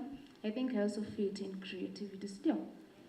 Yeah, mimi nashomereaga, just kureta too. So I usually make very beautiful coffee tables and console tables. But what I feel the challenge is support. Kwanza kusapotiana, that is a challenge. So you find somebody has started something, but wewe hausupport mtu wa kwenu, lakini wale watu wa huko, wewe ni we number one, wewe ni we fan base, pale hivyo juu.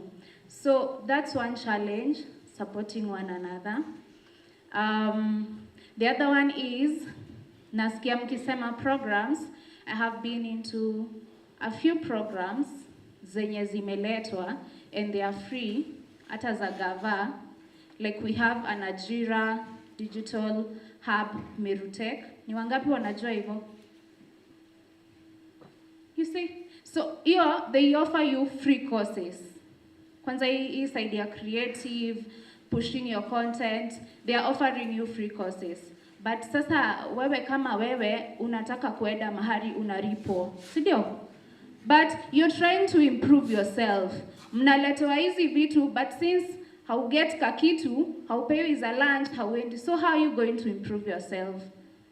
So tuache kuangalia sana ile side ya pesa, ati nikienda hapa nitapewa za lunch. Umepewa za lunch, yes, but have you grown yourself? So sisi kama my young people, tujitume wadau, like just send yourself and try to grow yourself. If most of the people when you wako pale mbele can give you their stories, they did not just wake up and wakavuma at once, right? You had to put in the work. So let's put in the work. And you're putting in the work in places where you can grow yourselves. You will not start by maybe earning that huge amount of money or being uandikiwe check ya pesa mob. You have to start small. Go volunteer yourselves. Nimesikia the guy in white, anaitwa na nimesahau jina. They are both in white. You are looking for someone to do makeup for you, right? Na mlikuwa mnakosa. And we have so many people who are doing makeup huku Meru. But sasa wewe utaki kuenda hapo juu maybe zile pesa unakuwa offered ni kidogo, but if you would go there and improve yourselves, then after the next film hours watakutafuta. If you guys have listened to the story ya Kari, huyu mwenye onawa Kari Beauty College, alikuwa anajituma huyo msee. She would go to places where she wasn't even being paid, but saizi look at where she is. But sasa wewe you've got to start from somewhere. Humble beginnings, jameni. Jiamini. Unajiamini, ukianza from somewhere utajipata within a few years utajipata place. Lakini tusikue wala watu wa instant. Juu hii generation ya instant. Instant coffee, instant noodles, instant money. Instant, So, hii world, ukinini hizo stories za instant manze, ndio mnajiputa wash. Juu hizo story, but anyway, tujitume, tusikue watu wa instant. Growth ni pole. And go to forums where you get to get knowledge, where you get to be impacted. Na honestly, utaona growth. Asadeni sana. Workshop yangu iko Kenoru, I'm still marketing. Workshop yangu. Melody, please. Hand over the mic. Anyway, and thank you you. for everything to it. Yes. And to our that was a final speaker. His hand is up. Please keep it at 2 minutes at maximum. Thank you. My name is Paul Muriungi. I have 2 points to make. One, we have no infrastructure. We have personal infrastructure, but we don't have government infrastructure. And it is government that build capacity for people to be able to produce the best that they can. And also for nurturing of other talents that are, below there, wale wako chini, for them to be, to get that capacity. So first of all, I would like to request that we consider having a strategic partnership that will be able to help us to use government infrastructures, maybe underdeveloped land, to build maybe a theater or something like that. Secondly, be able to, for example, if you're given, most of us are saying resources, and let's say you have a grant, you're given maybe 20 million to produce something. At the end of the day, you will produce a product. Utakuwa na film yako kama wiki, mwingine akuwe na yake, mwingine yake. Then you push for that. After you push for that, you make money. Most of the people, when they make money, it will go back to them, not the building that capacity. So for me, I would like to say that we begin at the, every project has a stage. Kila kitu ina growing in a stage. Tusikue personal sana. When you're building something, let us support our government for it to have these strategic partnerships as we also build our strategic partnership. Ukiona msee kama ule alikuwa kwa Mandela, Washington and others, it is the initiative. They applied. They made, it was a personal engagement. So when you make your personal engagement, it will, unaona kama vile mlienda kwa hiyo Washington, you're here now building capacity. You understand? So as you build capacity, let us also support our government to build infrastructure for all of us to benefit. Thank you very much. Thank you so much. And before please clap for yourselves for taking part in this. So before I hand it back to our panelists for your final remarks, I have loved the inputs that you've all given us, and I think the question on what the USKE partnership is really about will be answered right away, either by Benson Abela or Faria towards a request on what should happen next. And then the need for resources and training, we have to spend ourselves. We have to write proposals, we have to knock doors, because nobody will bring money to your door. Kuna mtu anapeana 2K body squeezing. Is there anyone who's bringing 10,000 to shoot films in our houses? But we need to find these opportunities. We need to find them so that we get them. And also it's going to be our mandate to also share the opportunities that we come across. If we come across funding through US Embassy, we will ensure that we channel it down to the people that are here today. And then for the infrastructure, that's why the discussion on the American corner is happening today. We look forward to partnering with the county government so that we have an American space being built in Meru. And for those of us that have accessed American space, it has everything you need, from videography to podcast to anything you need. So if we are able to work and also push our county government to partner with the USKE Association, then that can be a dream so that we grow our infrastructure. So maswali zetu zimejibiwa to some level? Yes. So back to our panelists. Just in 1 minute and 30 seconds, what would be your final takeaway from this discussion? Maybe when we have the hub, the American hub, we'll have solved half of our problems. The other half can be solved by us networking and getting to know what kind of funding is out there, and probably now we can leverage on that. I know the rest will probably be handled by, we have a wonderful government under Mutume Mutonikia, a young person who understands, who has been creative himself. I remember there was a time he was telling me the stories of how he acted in Inspector Mwala. So if our governor was acting in Inspector Mwala, and we are here acting, we are not going to tell him stories. He has faced the challenges we are facing. So it is for us to implement it from up, down, down, up. Because tunafanya kitu chini, na pia tutakuwa nafanya pale juu, we need someone, and this will become something to help the creative industry. And most of all, please, let the American hub come as soon as yesterday. Thank you. Thank you. Should come as soon as yesterday. Yes, Mr. Ramiro. Thank you. As I close, I also want to respond. I felt those were very good remarks, and all of us really have the desire to grow. I want to say that Meru has really been leading in terms of the creative economy. I remember Kinadura holding screenings long time ago, the same space, 3 years, and it was something amazing.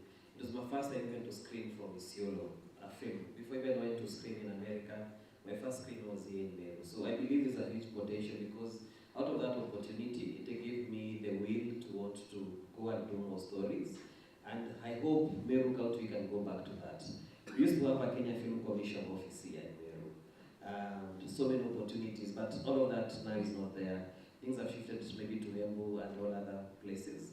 And it's high time for us to reclaim that glory. And we don't want to wait for a savior. It is now we come together. On my end, really in the Eastern region, I want to work hand in hand with the people in the creative industry. Already we are partnering with so many creatives right here. I've mentioned how I've taken part in helping even to come up with films around here. And this is just a step to where we are going. And also to the Meru County government, and also to the Meru Youth Service. There's already discussions in place. And really, we are really hoping now, once we have this hub, we'll be able to target more young people to be able to gain this knowledge. And it's one of the agenda that even the county government has really pledged to support us. And we never know, maybe the next time we are meeting, it will be an official launch. It will be a space where now we can come as creatives and grow. As I finish, I want to emphasize that people at the top are collaborating. It's only people at the bottom who are fighting each other. Right now, I want to see how I can collaborate with neighbors of Isiolo and many other things probably, right? So people collaborating, let us partner, let us not compete as filmmakers, as creatives. One thing that I'll also tell you is the US, they have a platform which I'll be sharing with you, whereby they do encourage a lot of co-productions. I'll be very honest with you, Kenya doesn't give film fundings, rarely. Rarely. Most of my films, we got funding from outside. Very few people like Doki Box and the rest are able to fund films here in Kenya. And that's a challenge that we have. We don't have a policy, a bill that can be able to support creatives in that, because they assume we don't pay taxes. That's why we don't have those funds. So I know the challenge is there, but what we can do, what the US is doing, is trying to promote partnership. For me to take my film to Tribeca Film Festival is because I was a co-director with somebody in the US. Yeah. So that is the key. That's why you are seeing the US is taking people to to the US Tyler Perry Studios. Our president was there. I hope he saw that. It was through this program. And many others as we have been told, Phil and the rest, they are taken to be able to bring those partners, for them not just to come and tell our stories. No, they come and partner with you, you tell your story, then help to push it there. Bwana Moses, osha kwa pasta, nini? Umemaliza the last 3 minutes. I'm like, what's going on? Please finish up.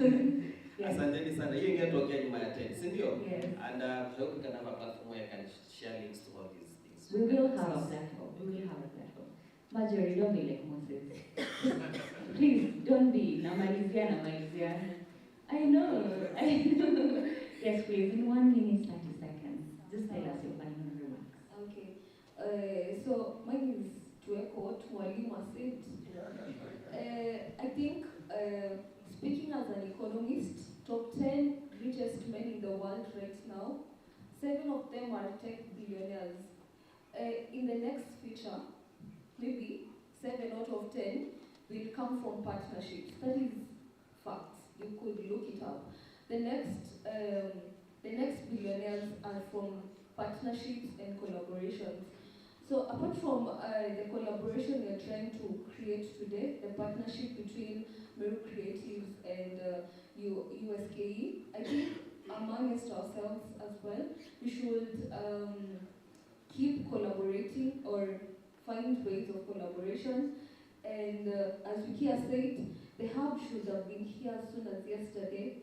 And I think when we have that, we'll be at a good place to move forward and to grow as an industry. So thank you.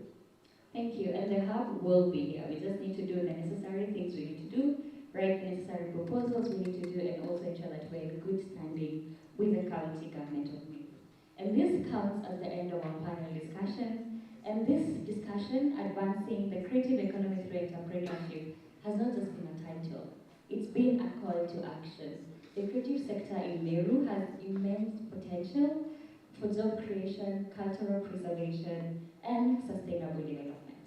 And so today I want to thank you all for sitting down and listening to what our amazing panelists have said, and also taking part in this discussion and ensuring that it's not just about us, it's about everyone. So please help me appreciate our panelists. Wapigeni makofi bwana. Na hata mimi mnipigie makofi. Nasikia kizuri wenyewe. Yes, I have been your moderator, Mwende Mugambi, and if you're looking for a moderator, feel free to reach out to me. So I'd love to take a group photo with you guys as I hand this back to the MC. Thank you. All right, let's put our hands together for the panel. In your creative industry, can you guys be creative for us for a minute? Create something.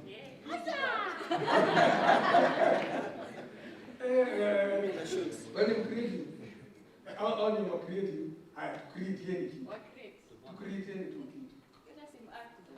Tuko na story. Na story inaanza hapa. Once upon a time, there was a cow. The cow was called Kome. And this Kome could not eat anything else apart from Mwangaza's farm. Asanteni sana. Ningeomba mketi. Nyinyi. No, we didn't take a group. Haya, wasimama pale. Ningeomba muangalie kamera gani inawapiga picha. Ondo ile.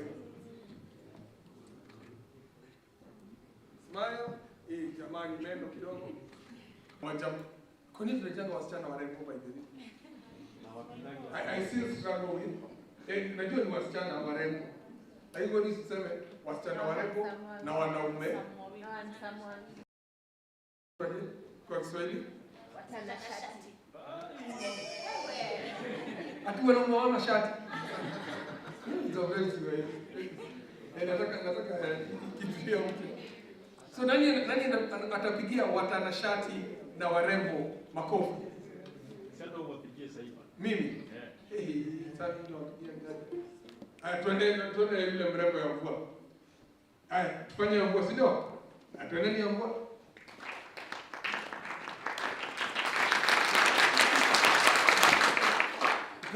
Thanda. Haya twendeni.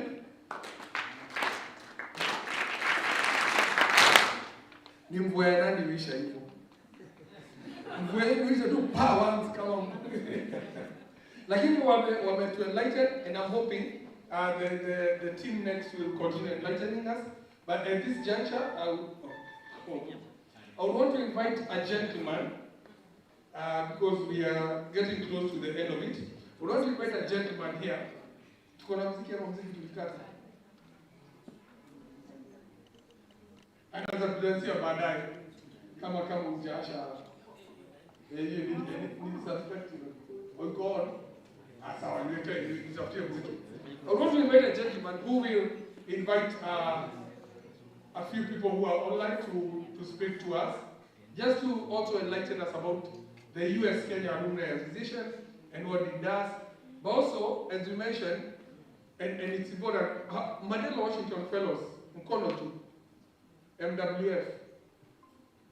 So look at any of the MWF Fellows and please ask them more information about how you apply, how you go into it. Yes, Fellows. Yes. You also in yes? Yes. Yes, Fellows, please ask them, how did you get into it? What are the benefits? Kami Mandela Washington, nilifanya nianzishe shirika yangu, and Paris is now a big institution in the country. Yali region. Yali regional. Yali regional is still on, sindio? Ilifungwa na US. Oh. Yali regional is closed. Or Yali regional is gone, so poleni hiyo imeenda hivyo. Fulbright. Anybody from Fulbright? There he is. So he'll tell us more. Okay. Hiyo ingine ilikuwa inaitwa Henry nani? Harvard Humphrey. Hiyo mimi sijui. By the way, the fellowships are many, so sometimes it's diverse. Harvard Humphrey ni nani? So let's just link up with those people. And without further ado, I would want to welcome, I would want to welcome Job Kose. Job Kose is a Fulbright alumni for 2018. He's the technical director for the US Kenya Alumni Association. But beyond the association, he's a cyber security specialist and entrepreneur. Put your hands together for Joab. Muziki yake? DJ. DJ anataka kufutwa. Rudi tu hapo DJ. All right. Let's put our hands together for tumekane chukua kuja.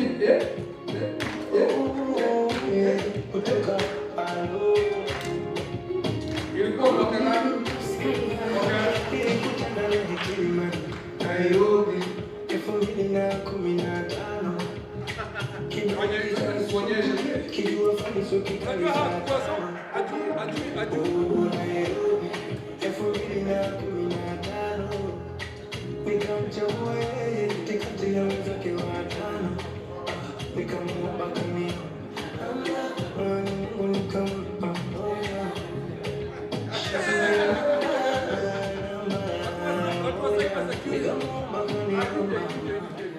watu wa cyber security isipokuwa kutu track kwa simu dance ni ngumu kidogo.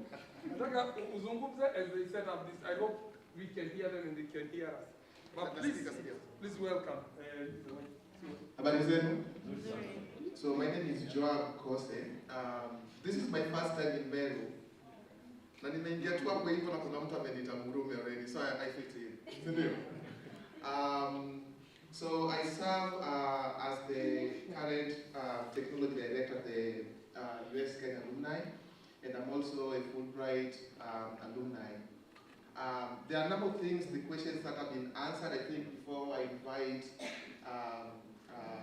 Mr. Benson, who is the president, for the session, I just want to give the reason why we came with this whole idea. So most of you who have gone through any program, US exchange program, when you come back, kind of lose touch, right? Ujui watu wengine wanafanya nini. So we thought of an idea of bringing all these groups together under one umbrella. And from all these sessions, we have had one thing that stands out is that like we need to network. Ndio. Mimi siwezi kujua unafanya nini. And when we talk, we can realize maybe we work on the same thing and there's where we can collaborate. There is strength in working together. So the goal of the alumni is to bring all these groups together and we are able to meet like people doing things that we can collaborate with. And my role as a technology director is to ensure like how can we use technology in this association to help people come together. So that being said, I want to welcome Benson Avila, who is the current president of the US Kenya Alumni Association, to speak with us. Benson, next year.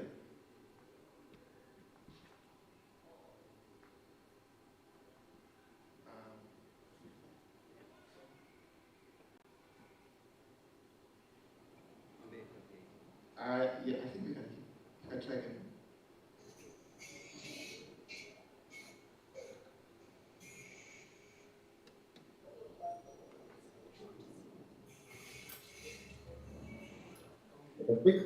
Yes, we can hear you. Oh, wonderful, wonderful. Okay, thank you. All right, so it's a pleasure to be joining this, and for sure, I feel so bad that I was not able to come to Eastern in person.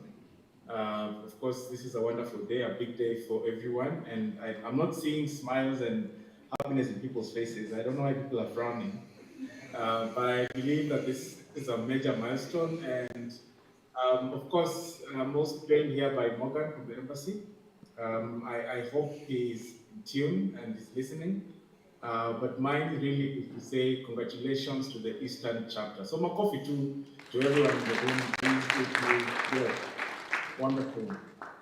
Wonderful. So I mean, it's an honor really, and we've done a couple of launches. I think we've done Nairobi Central, we've done Nyanza, we've done Western. So we are now at Eastern, and of course we still have more regions to go. The other day we did Rift Valley.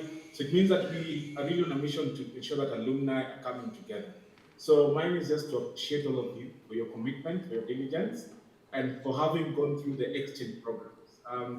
I believe that always an opportunity to learn through these programs leads to the professional growth, it leads to your advancement in what you're doing, and then it allows you to come back and scale the impact within your community. So mine is really not to doubt the impact that all of you are doing and having within your community, but just to echo the essence that we all need to come together to hold our hands. So we all need to ensure that tunashikana pamoja so that we can keep scaling the impact of what we do within our communities.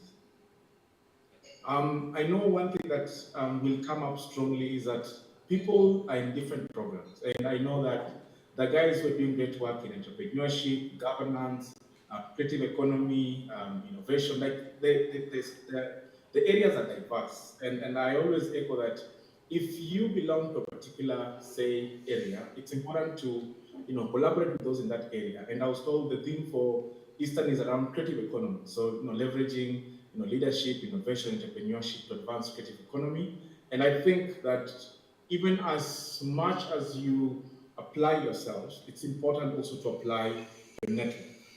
And that's where we come in. So as an association, we are really committed to ensure that the alumni that are doing amazing work, that have been before us, and the alumni that are currently going through the programs, they can all come together and collaborate. I just saw the other day that the embassy took more people for exchange programs. I even saw Phil Director, who is a creative economy guy in Kenya who was taken for one of the exchange programs. And I know we have a powerful alumni, like the Chief Justice, like the President himself is an alumni of the association. And the role of this association is to ensure the great alumni is moving before us. And you who is strong and equally doing impactful work in your community, can you collaborate and ensure that tunashikana mkono so that we move forward? So I think that is the only message I have for the Eastern region. And I know that I'm humbled to be the president of the association, and I don't work alone because I know you've seen people from the national team there. I know there's Faria in the room.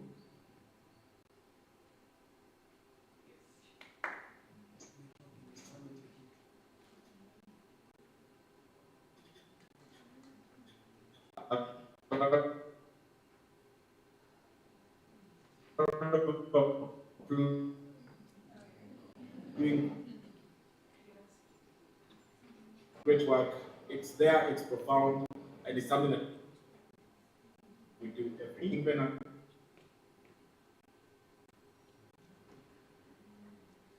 association.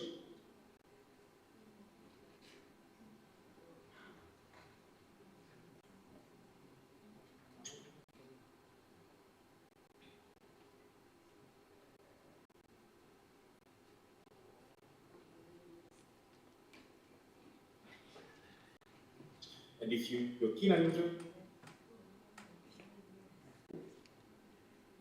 and I'm sure the embassy don't also let that pass you. So mine is just to they pop up things like, you know,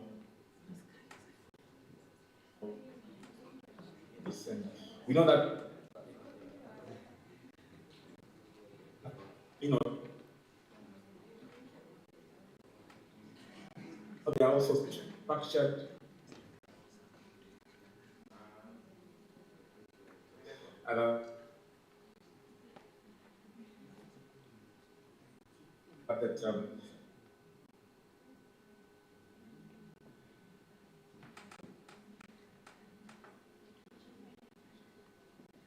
of the cybersecurity. Eastern Chapter Committee for this great match.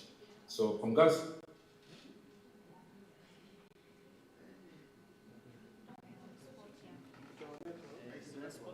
Round of applause. Welcome, Organ as well.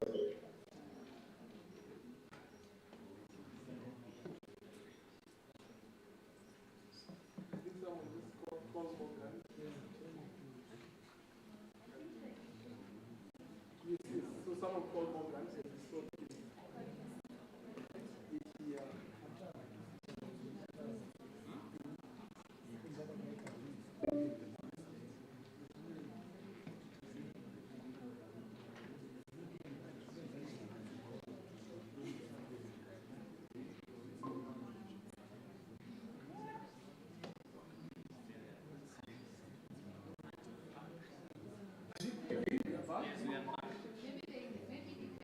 Okay, so maybe if you guys can hear me, pick up a coffee. Let me see. Oh, yes, yes. So mine was saying congratulations to the Eastern Chapter, and I'm just acknowledging that we could not do this. We are launching eight regional chapters, and we couldn't have done this without the support of the US Embassy. So I'm grateful that Morgan is here, and this is a chance maybe to hear from him directly, maybe what we have in store for alumni, and why this is so integral for each and every one of you to be a part of this start the journey. So I think a round of applause as we Morgan. Thank you.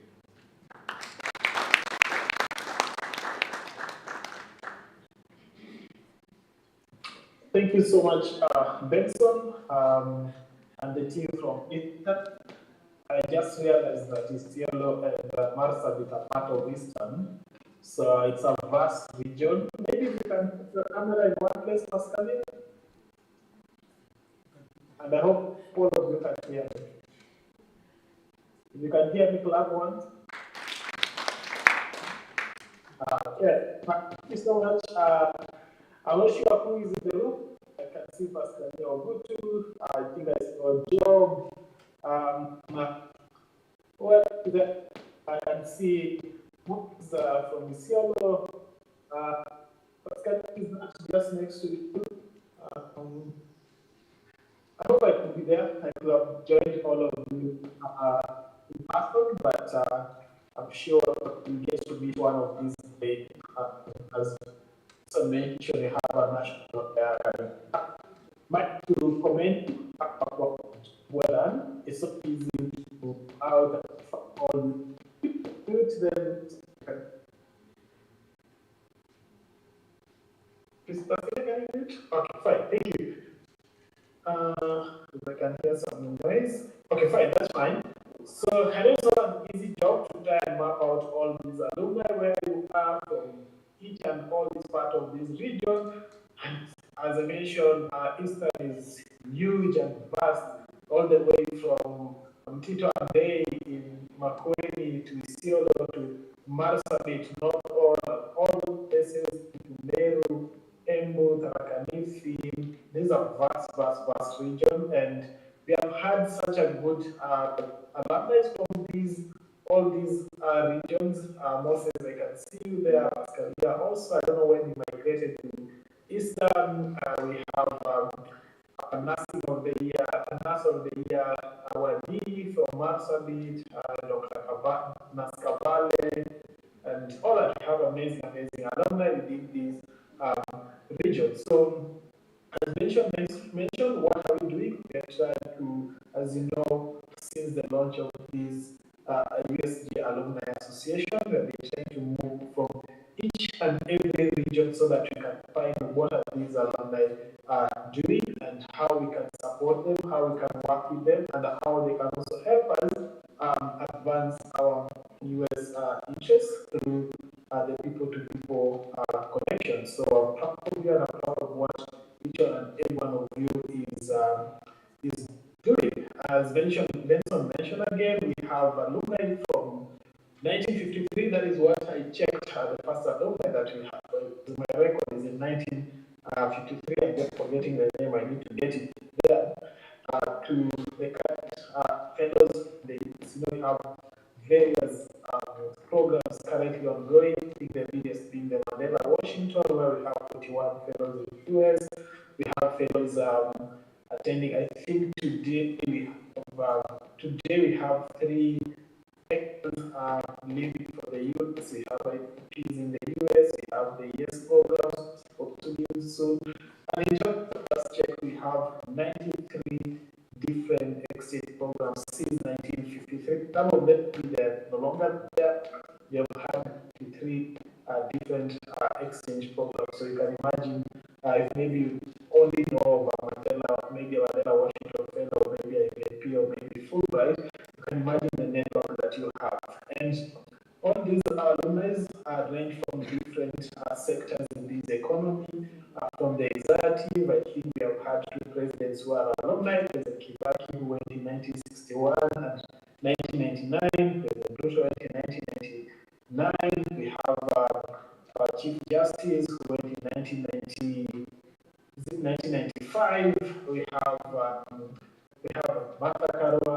We have even the youth leader Guru Odinga went sometime back. So all these leaders we have in the entertainment, in the music sector, we have different alumni who have gone through these programs, and we want to see on how we can utilize the different platforms that they are in, so that we can continue building these partnership, strengthen and build this partnership that you have had between the US government and Kenya, and you are to that we can all work together so that we can advance these interests. So, yes? Okay, fine, thank you. Yeah. So, we have the launch in Mombasa, and I'm trying to grab the last minutes to secure my travel there, and I hope I get it before I leave the office. That's fine, sorry for that interruption. Yes, we have a lot of opportunities. I'm not sure if Benson mentioned all of them. For the alumni, first the networking platform coming in for different programs. Sometimes you feel or you see we are engaging almost the same people over and over again when you have different opportunities. Why do we do so? We do so because some of you do the program, then they disappear. We don't know what they are doing, we don't know where they are, and I think I might not have the capacity to look for each one of you. But when all of us are in an association, at least we can identify, not that if I think about Isiolo, I don't think about Moses.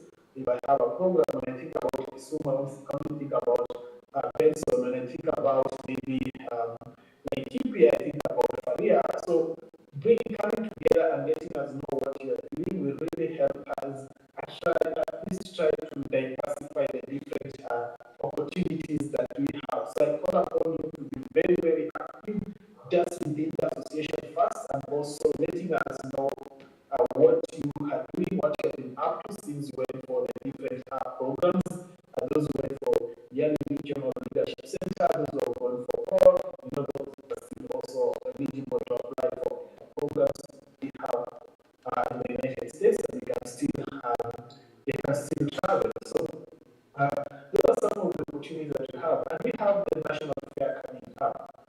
Benson is so ambitious, he's trying to bring 700 people now to come for the. I gave him a task of bringing 500, but he can do 700. That's fine, and I expect each one of you to get an invite so that you can come and have now the in-person national fair. So far, we have given a date of September 5th, which Benson will confirm once he has put everything in place. Come, let's network, know what you're doing, telling us as much stories about yourself as you can. Please, my email, all of you have my email. If you don't have, you can always get it. Keep sharing the stories that you have, keep sharing what you are up to, and let us know how we can work together to support each one of everyone, each one of you. And remember, the policy, the public diplomacy, the foreign policy goals currently is changing. We are moving from the dependency of aid to how do we trade together, how do we have a win-win situation, what do you have to give us, and what we have to support you. And you see, the major focus is on commercial diplomacy, creative industry, sports, film, trade.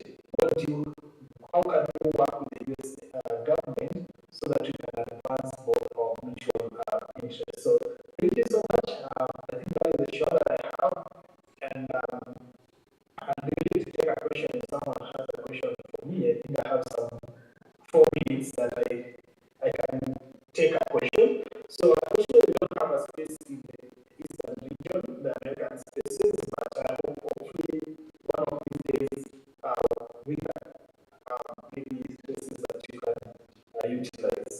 So maybe we will take 1 or 2 questions from somebody before we end, maybe like 4 minutes. Hi, Warren. Yeah. Can you hear me? Yes, I can. Okay. Thank you for joining us. This is Mwende. Yes. I think my question to you is based on the panel discussion we just had. There was a very curious question that came up on what the next steps of having an American space in Meru are. And so we'd love for you to touch on that. Yeah.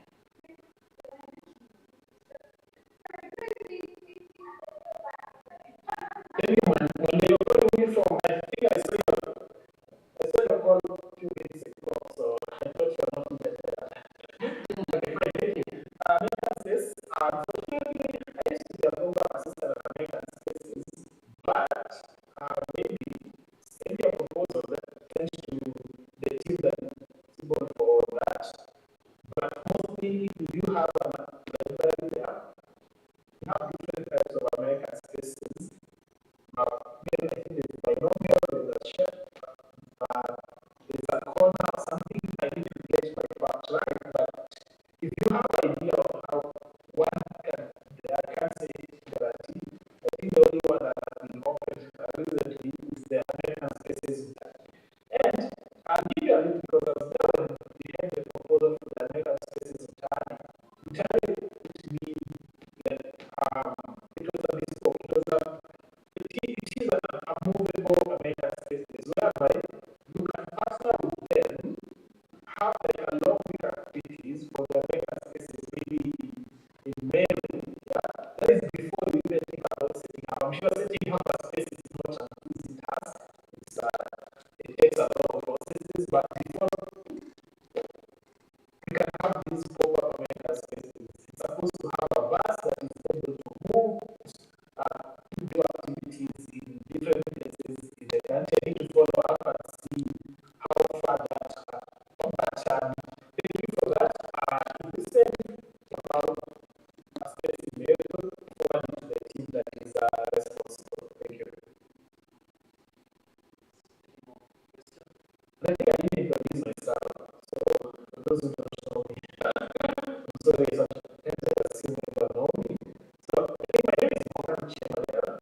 I work here as a public engagement assistant, having managing the portfolio. My own experiential learning. So we have programs on STEM, we have programs on sports, we have programs on travel, music, and all that is somehow different about from the creative economy model that we have, which also have a need for it. And I'm also in charge of the alumni canteen, active capacity, and then also the Mandela Washington portfolio, which is the young coordinator. So thank you. So and I think for you, I hope my name, now that you're there, I hope you shared the experience because I see you're so easy for me to find to come to different networking activities that you have.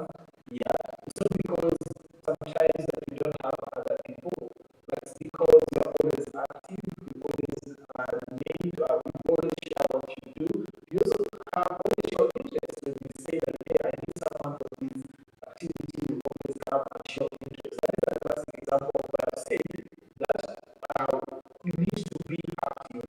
You need to see what you're doing. You need to know, at least know your honest. It's like I'm not trying to invite somebody from Isiolo, and I even don't know them, I don't know what they're doing. And sometimes some of these requests come like within one day, in a day, I've seen some of them, and I can't call person all the way from outside from Kisumu, but maybe it's in Nairobi, they're from back, so it's easier to control like, hey, we need somebody to do this space.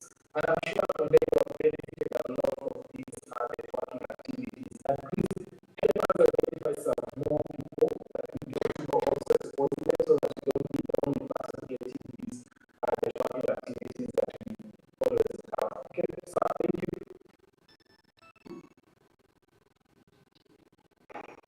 All right.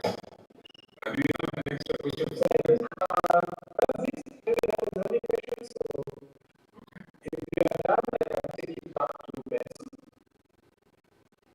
Okay. Yeah, I think the only thing to do is that please.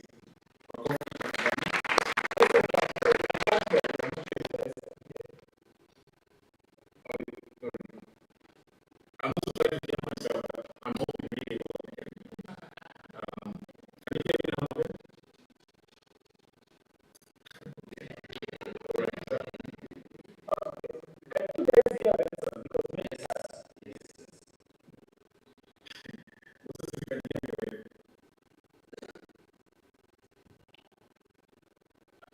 Okay. You guys have a plan, so we appreciate you for allowing us to join you online and just be part of the process and celebration. So at this point, I think Morgan has said here that even if you are in American corner, or any engagements, or ensuring that the alumni is fully into activities, it's just a matter of understanding how we can then best engage. So I'm looking forward to getting from our team members who are there at the launch and I talk to Moses a lot, there, Pascal, I think all I can do for is motivation and wishing you a wonderful end of this process. So I'm happy to join. Thank you. Thank you so much, Benson and Morgan, for that session. I think we have from the president, the capacity, the goals that we have for this association. Before I hand it over to Benson, I just wanted to answer one question from this part. And somebody asked, the question was how to, like, what's the next step, like, how do we benefit from the capacity or something? It was like close to that. And this is not answering for the association, this is for me because I believe in putting out resources, right? If you want to do something like you're going with the association is kind of like independent. This is like a group of people. We do these things like our thing. We're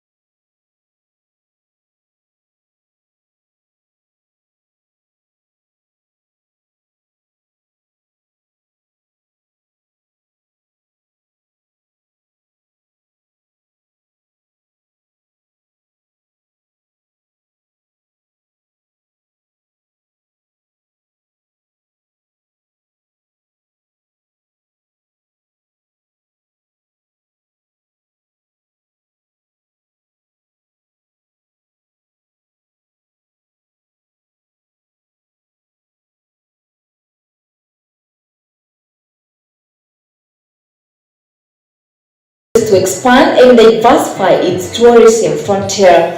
Meru to expand and diversify its tourism frontier.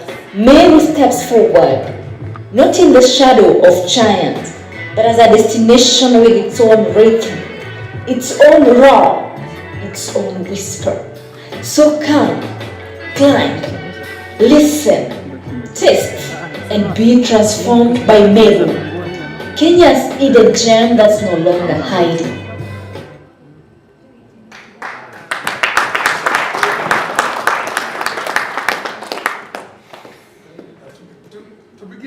Tupigie county makofi. Niseme tupigie county government, tupigie county kwanza. Sawa sawa.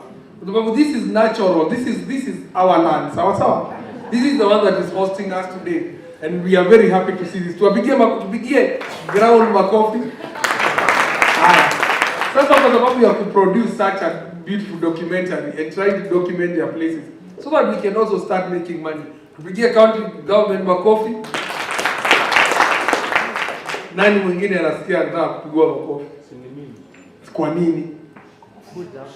Juu ya kulea ndevu. Baadaye ndevu yako nangu tutaulizana maswali. Tumpigie makofi. He has the longest beard in the house. Nani mwingine anasikia? You know, appreciating each other is very nice. You guys have this positive thing. Dunia iko na mashida mingi. Usipo appreciate mwenzako, tutakuwa yes, tuku appreciate kwa nini? Kwa sababu amelipia kuona. Attendance. Kila mtu mwenye anataka kupigwa makofi juu attendance, ajiangushie kamoja. Haya, nini nyingine tuna appreciate leo? Yes. Watu wa kamera. Kidogo tu kwanza tujue kama hizo picha tunazipata tuweke IG ama hizo picha wataenda waweke wiki moja. Tunatupa picha zetu after how long? Hii link ya picha tunaipata lini? It's already up. Wapi? Nani yako na link ya picha? Mwenye yako na picha. Nani ana unaona? Link iko hapo lakini iko up tu. Link iko juu. Promises za Kenya kwanza. Picha tunazipata lini? Ndivyo tuangushe kama kofi.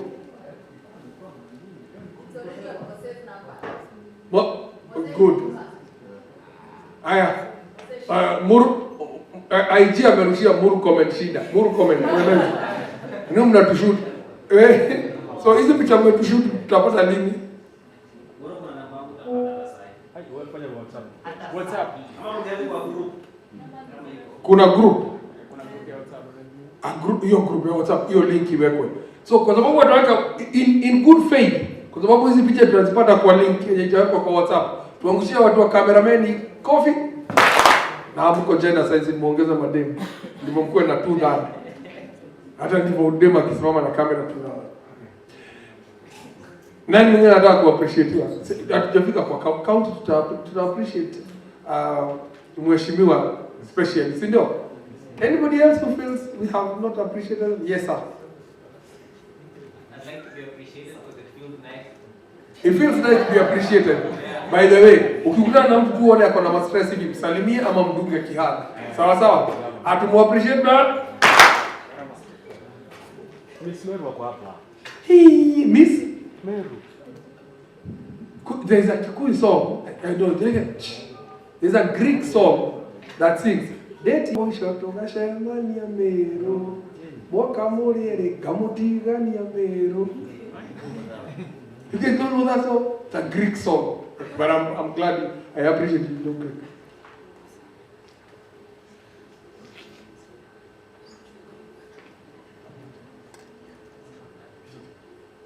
Okay. I want to echo what Mwalimu has said. I like that. Haya, njoo miss. Nataka useme tu jambo moja la kumake tusikie poa, ndivyo tusikie from the department that did this film, na hao tuwapenda kamoja waseme lao, then tutakuwa tumejisort hata nini zangu zimefika. Wamesema juu wewe ni wewe kusema huko. Wacha tuku appreciate, si ndio? Lakini lazima mtu ambie, utusalimie, useme jambo tu. Kitu outside hii ulikuwa unaongea hapa. Kitu motivating. Moja tu. Lazima tusimame hivi. Okay. Kamera wewe.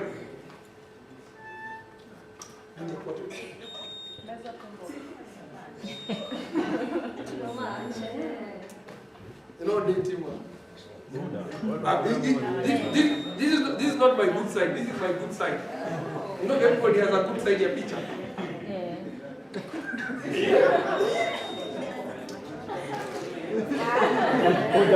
Correction.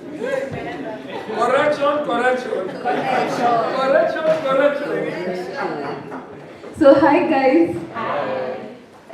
Mko njaa ama bado? Bado. Hata mimi siko njaa bado. So I would like to appreciate each of us for attending such a good initiative where we are planning to grow. Nataka ku-echo hiyo film yenye tumeona hapo. A week ago nilikuwa kwa program yenye ilikuwa something yenye ni cultural based for youth, and my presentation was on Eombe creator. It's called Eombe. Kwetu ni Igembe, iko Igembe, inaitwa Eombe, si Egombe. So Eombe creator is one of the most unique places in Africa. It's one of 2 multicolored lakes in Africa and 1 out of 4 in the world. There are many legends around it, but Mayuda could tell us one and tell the other one. One says that it's a star that fell there. It's one of the most beautiful places you could go. Imagine kuona lakes za different colors. Kuna lake ya pink, ya green pale, ya blue, a yellow one. It's a very, very interesting place. So anybody who has not been there, kama when you are Meru, pass to go there. Alafu kwa wenye si wa Meru, please go there. Oye, please. Mtasikia fiti sana. The last one, mkienda uko dentry shop kuchukua bag, mseme mimi ndio nimewatuma, sawa? Watawapea discount. Sawa, I love you. So I hope to keep seeing all the new faces and all the old faces as well. See ya. Bye. Yaani mnapewa mpaka mwana mia mzuri. Ndio I love you mwana. Koromano. Sawa. Karibu, I think we are just getting to the end. Tunaona tunataka kukaribia kumaliza. Ningeomba tu dakika mbili utueleze. Good afternoon, guys. My name is Edwin Otumamurangiri. I'm the CEO of Marriott Service. I just want to pick up from where she has left. I think from that video you can see there is a lot. I'm sure some of you have never known some of the things that you've seen there. So mine is just to encourage us Marians, please, let us love our county. I know a lot happens sometimes and you feel like you don't like what is happening, but there is so much that is there in Meru that should make you proud, very proud of Meru. So please, in your free time, be a local tourist. Before you go to Masai Mara, please make sure you've gone to Meru National Park. It's the biggest, I am told, it's the biggest national park in this country, bigger than those parks you go visiting. So please visit Meru National Park first. Please, if you have a friend who can afford, make sure you slept pale Elsa Kobje,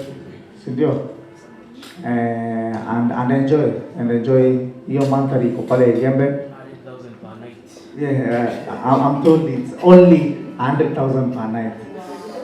Please, you can always go and spend a night there. A few dollars, only $1,000, and you spend a night at so please, mine is just to encourage you guys, familiarize with whatever happens in Meru. In your free time, mkienda road trip, si lazima muendange road trip kwa kina Mose huko. See, even if you go through Lake Ellis, mpande hivyo, You can make a very good road trip mkiwa mmeekelea kala kitu mnaekeleanga masaa ingine, and then you come back when you're very happy, si ndio? So I'm just encouraging you guys to know Meru more, be intentional, and love Meru. Thank you so much.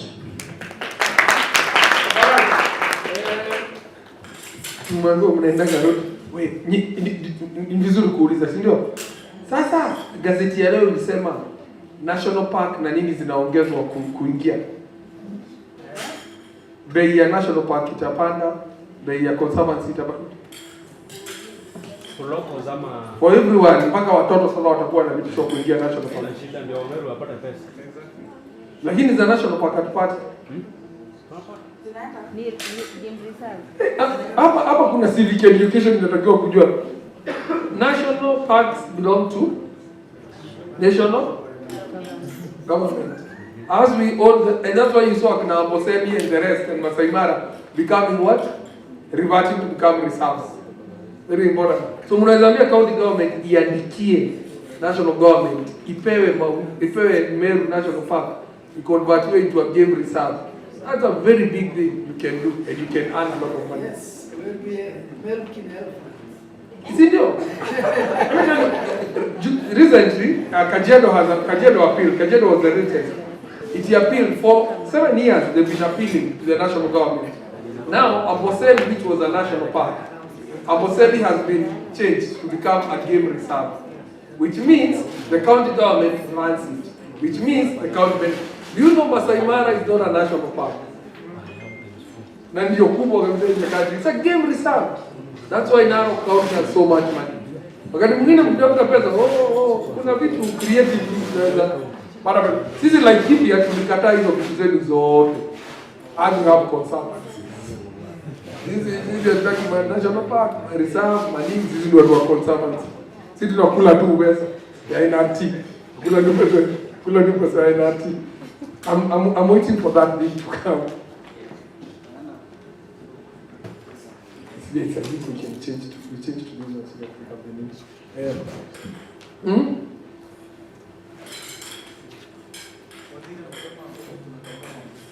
Ni mnakamua ndovu. Kuna mtu wa Njoro alikamua ndovu kitambo, mkikumbuka ile miaka. Okay, hata ukigoogle sasa hivi man milked elephant in Oljoro, utapata hiyo story. Oljoro is in Nyandarua. He did not live to tell the tale. Fortunately, niko na video ya kata keki. Hii imeconnectiwa.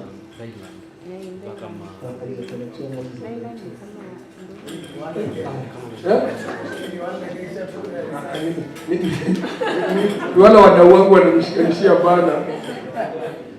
Hivi ndivyo tutakuwa 2027 sisi wote. Na nisikutane na Subaru kutoka huko. Hata sisi kwetu tuko na Subaru, kuna mambo tunajua. Hizi looks vizuri. But it's okay.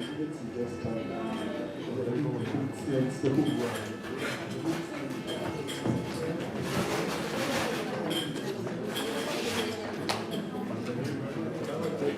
I think it's looking okay. It's looking a bit beautiful. Inakaje? Kameramani. Kuna mtu wa kamera nilita kameramani akajam na mimi mpaka leo. So, this is beautiful. This is really nice. I think it should face that direction. All right. Kate Martin. Unataka kufanya aje hii story? Nataka tumalize hizo. Yes.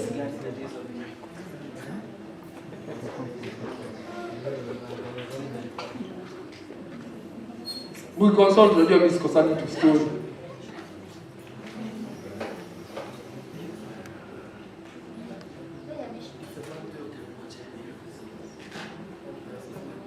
Today is the birthday of this the alumni, the regional chapter, so very fine. Yes, sir.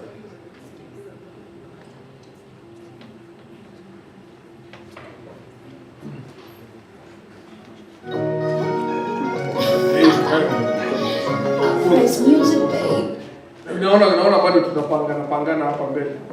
Kuna vitu moja ama mbili zinakaa. Sasa niwape ka story. Kitambo kidogo. Mimi sikurangi ka story. Kitambo kidogo nataka hizi vitu zisiwe. Kitambo kidogo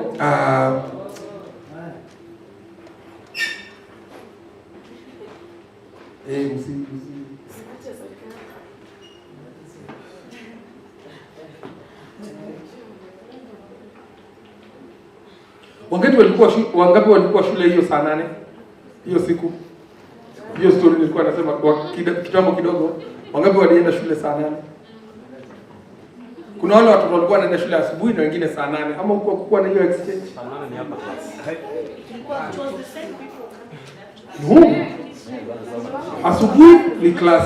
Asubuhi ni watoto group fulani mpaka saa 5:30 hivi. Haya. Mweshi nakumbuka hiyo siku.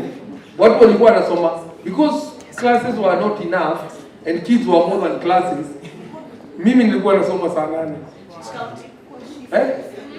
Sio kwa mashifta ili Kenya wadau. Umezaliwa wapi hapo? Ni vile tu anaitwa jina ya kaunti yetu shehe. Haya, Meru. Sidhani ilikuwa na maskini yake. Nyinyi mlikuwa mmeenda. No wonder one time hataki kuwasikia. Nyinyi msha benefit na government. Good. With those very many yes, man. Take us through this. Okay, masaa ndio ile masaa ni ya keki. Muko tayari ama hamuko tayari? Nimecount 1 2 3, watu 10 tu ndio wanakula keki. The rest of you mmekataa kuniongelesha, right? Are you ready? Yes. Are you ready for cake? Yes. Very good, very nice. Sasa nataka to dance kadogo as I niki-invite wale wenye wanatukatia keki ndio tukure. DJ yuko ready? DJ tuweke kawimbo tu kadogo. Samahani. Ningeomba kubadilisha mtaratara kidogo ndivyo tuweze nimekumbuka tufanye certificate before tufanye keki. Ndivyo tukikula keki msikate certificate. So unajua mnaweza kata certificate badala ya keki. So ningeomba ameenda wapi? Job. Aya, Farel Job. Sababu Job hayuko. Officials wa hii region. Officials wa Eastern region. Moses, Mwende. Any other official of the region? It's just the two of them. Karibuni hapa. Ningeomba Unjo. Waziri ningeomba uje. Unjo. Wewe njoo leo mimi nitajoo baada. Karibu. Ndivyo pale nataka mkiwa na waziri uhande kwa certificate kwa wale viongozi wetu, na sisi wengine tuchangamkie hii mambo ya viongozi wetu watapewa certificate. Sawa. Hii certificate ni kuonyesha officially hii region imekuwa established. Sawa. Shangwe na mageragere for the region. Shangwe na mageragere for the region. Very nice. Shangwe kidogo.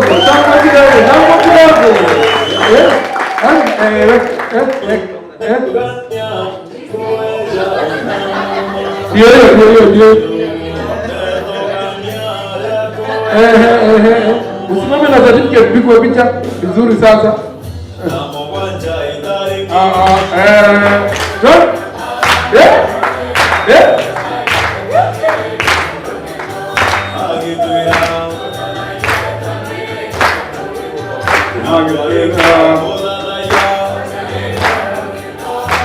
Thank you very much. When that is done, that is amazing.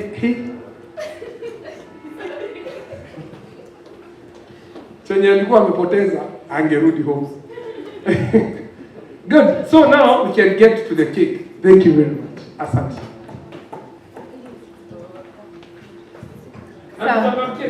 Thank you very much. Thank you. Asante sana DJ. Ninataka kumwita mwenye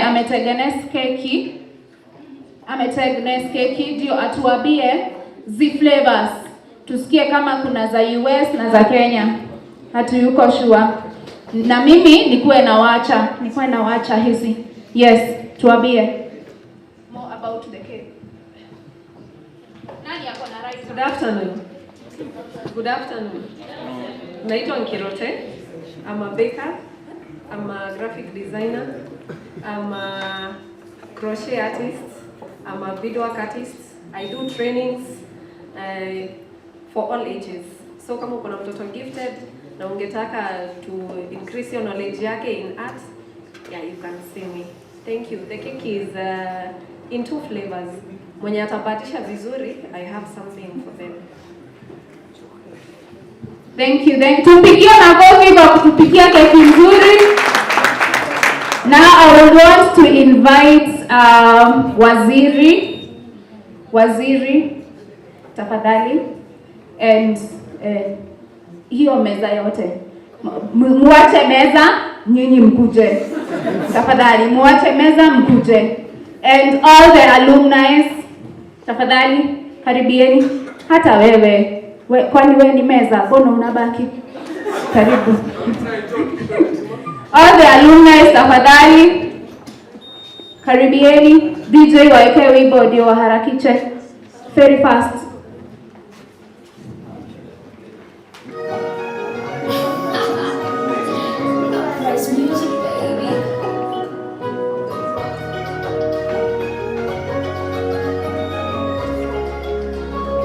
Aya, mdance kidogo before tukula keki. Aya, move. Hamuna move. Tuwate move.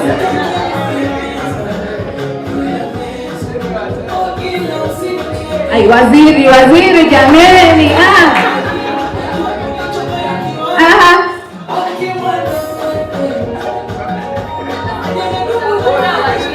Musikue hivyo. Haya, wacha niwape hii, labda hii mtaweza. Haya, nice.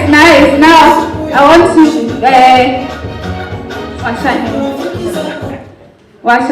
to washa mshumaa. DJ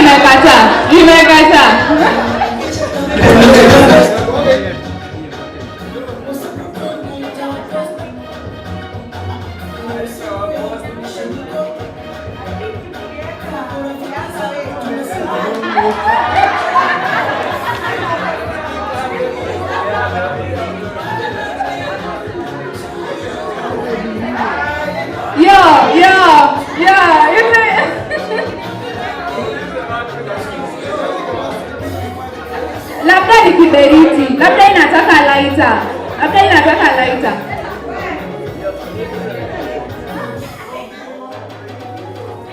Yeah! Woo!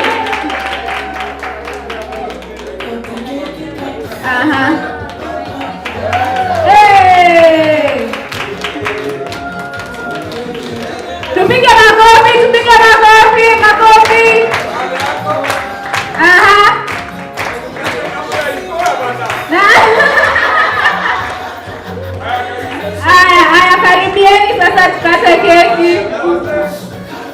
Karibieni. Aya. Namwangalia kamera.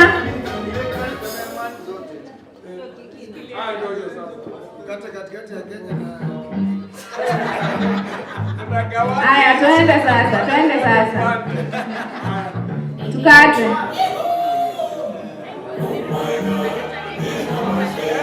Nice.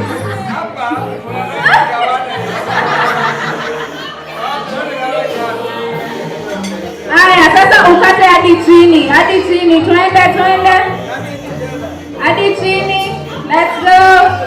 Happy birthday to the US Kenya Alumni Association. Yay!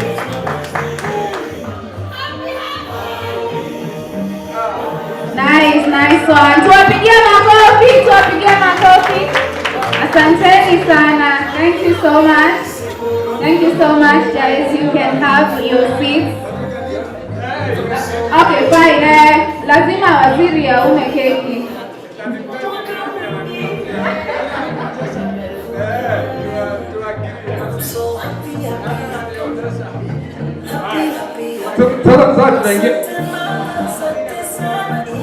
Sasa tunaingia biti ya watu kuonja keki, si ndio? Hii keki lazima ikatwe in enough pieces kila mtu aweze kupata. Na fellows, nyinyi alumni, nyinyi ndio mnaserve wadau. Sawa? So kila mtu anachukua kasahani kake akiendanga kwa wadau. Lakini kabla ya kufika hapo, ningeomba nani anasikia kama anataka kuonyesha waziri keki? Lakini alikuwa anataka kuwa padre. Kwa hivyo ako dance, nasikia utamu. Ndio uonyesha waziri keki. Onyesha waziri keki. Nikumuonyesha. Hiyo kumeharakisha. Na wewe waziri muonyeshe amekunini. And then cut a smaller pieces. Ndio hiyo sasa. We officially launch our association. Thank you very much. Let's get the cake cut. Muziki iendelee. Tukateni keki to please fellows. Ukionyeshwa keki unachukua sahani yako unaenda kupea wadau keki.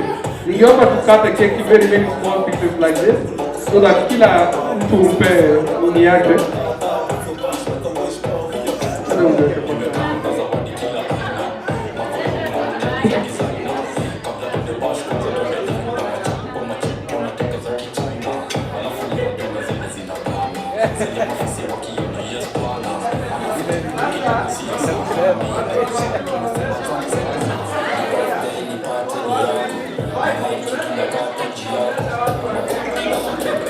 Ukimalizia keki, ukienda pale kwa lunch, kuna kitu ya kuteremsha hii keki ambayo inaitwa maji. Lakini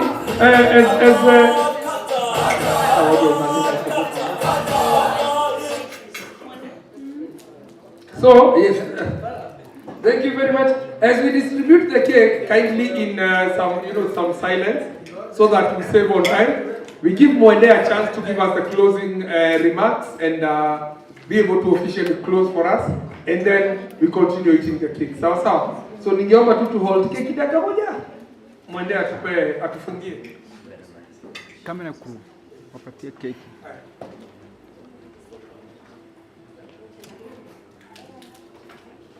Okay, pale nimekatiza keki. I just want us to finish. Sindio? So you've had a good day. Mbona mmenendelea wewe? Aya, tumekuwa na siku njema. Are you guys excited to be here? So yeah, I just want to say thank you to all of you. I'll just go with the list because tunazeeka, so my mind is not working as well. I want to thank our CEC youth. Amesema kuonjeshwa si mbaya, so tusiogope kumtafuta kwa ofisi atuonjeshe power, si ndio? Yes, thank you so much, CC.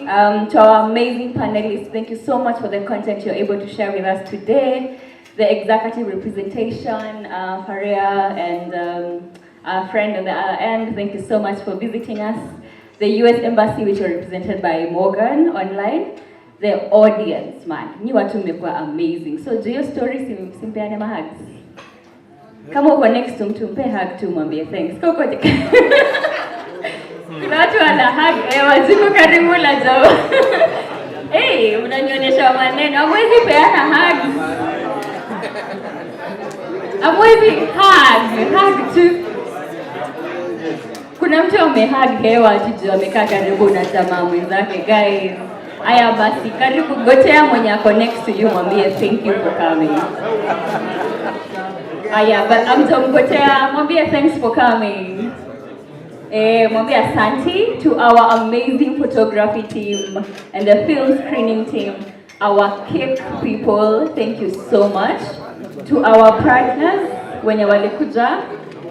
Aya guys, amnisikizi man. Ningeomba tusikize the mouth should be used to eat. Yes. I'm finishing off. So to our amazing partners, we have different banners. So if you'd like to know more about those different partners, you can find the people in charge and talk to them.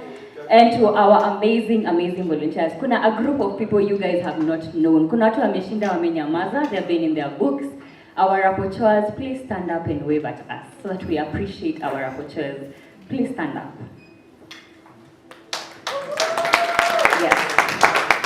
They have been our amazing rapporteurs.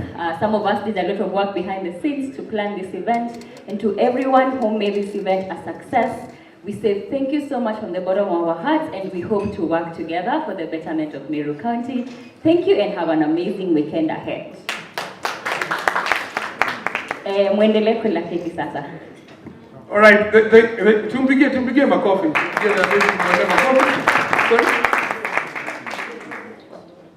Keki endelea kudistributiwa. Manto Maria. Hiyo wimbo ya nini? Hiyo wimbo ya Kimeru tuwekewe. Yenye takunimisha keki. Piga picha.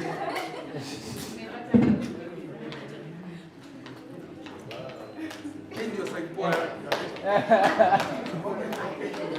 Kisha kwa na kalimu.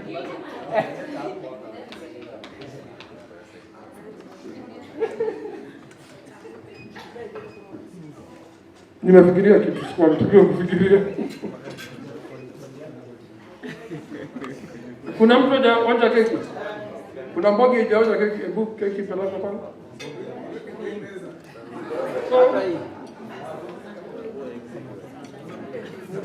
Nataka mtu mmoja mwenye atatupea maombi ya kufunga. Short closing prayer. Short closing prayer, then we'll come and take another group photo now with the banners. Just for the banner photo. Someone who wants to pray for us. Hii keki inafanya tusiombe. Boss, tunaomba. Boss, tunaomba. Wewe juu ya keki tunaomba. Tunaomba. Naomba hiyo keki yenu. Give us this day our daily bread, shaka. Praise God. Naitwa Sylvia Tamwinja from Kemu, and I'm really happy. Thank you all for showing up. It's been beautiful. So tuombe. Father, in the name of Jesus, we thank you so much for the love that you've shown us, for the mercy and grace that you've bestowed upon us. We thank you for the journey mercies that you've given every person that was able to come to this place, Lord. And we're even grateful for the event that we've had, Lord, for the launch of US Kenya Alumni Eastern Region. How we pray that it shall not just be a launch, it shall not just be a meeting that we've had, but that we shall have steps, action points, my Father, my God. Let this be the beginning of partnerships, collaboration, for the growth of our different industries. In the name of Jesus, we pray for your blessing. Thank you even for the county that we are in and the counties that we are in. We pray that it shall be a ground of for us to thrive in the mighty name of Jesus Christ. Even as we go back, we pray for journey mercies. We pray for blessings upon our works, oh Father, Lord. And thank you so much for you favored us, oh Lord. We even pray that you will continue granting us more opportunities for exchanges internally and externally for the glory of your name. It is in Jesus' name we've prayed. Amen.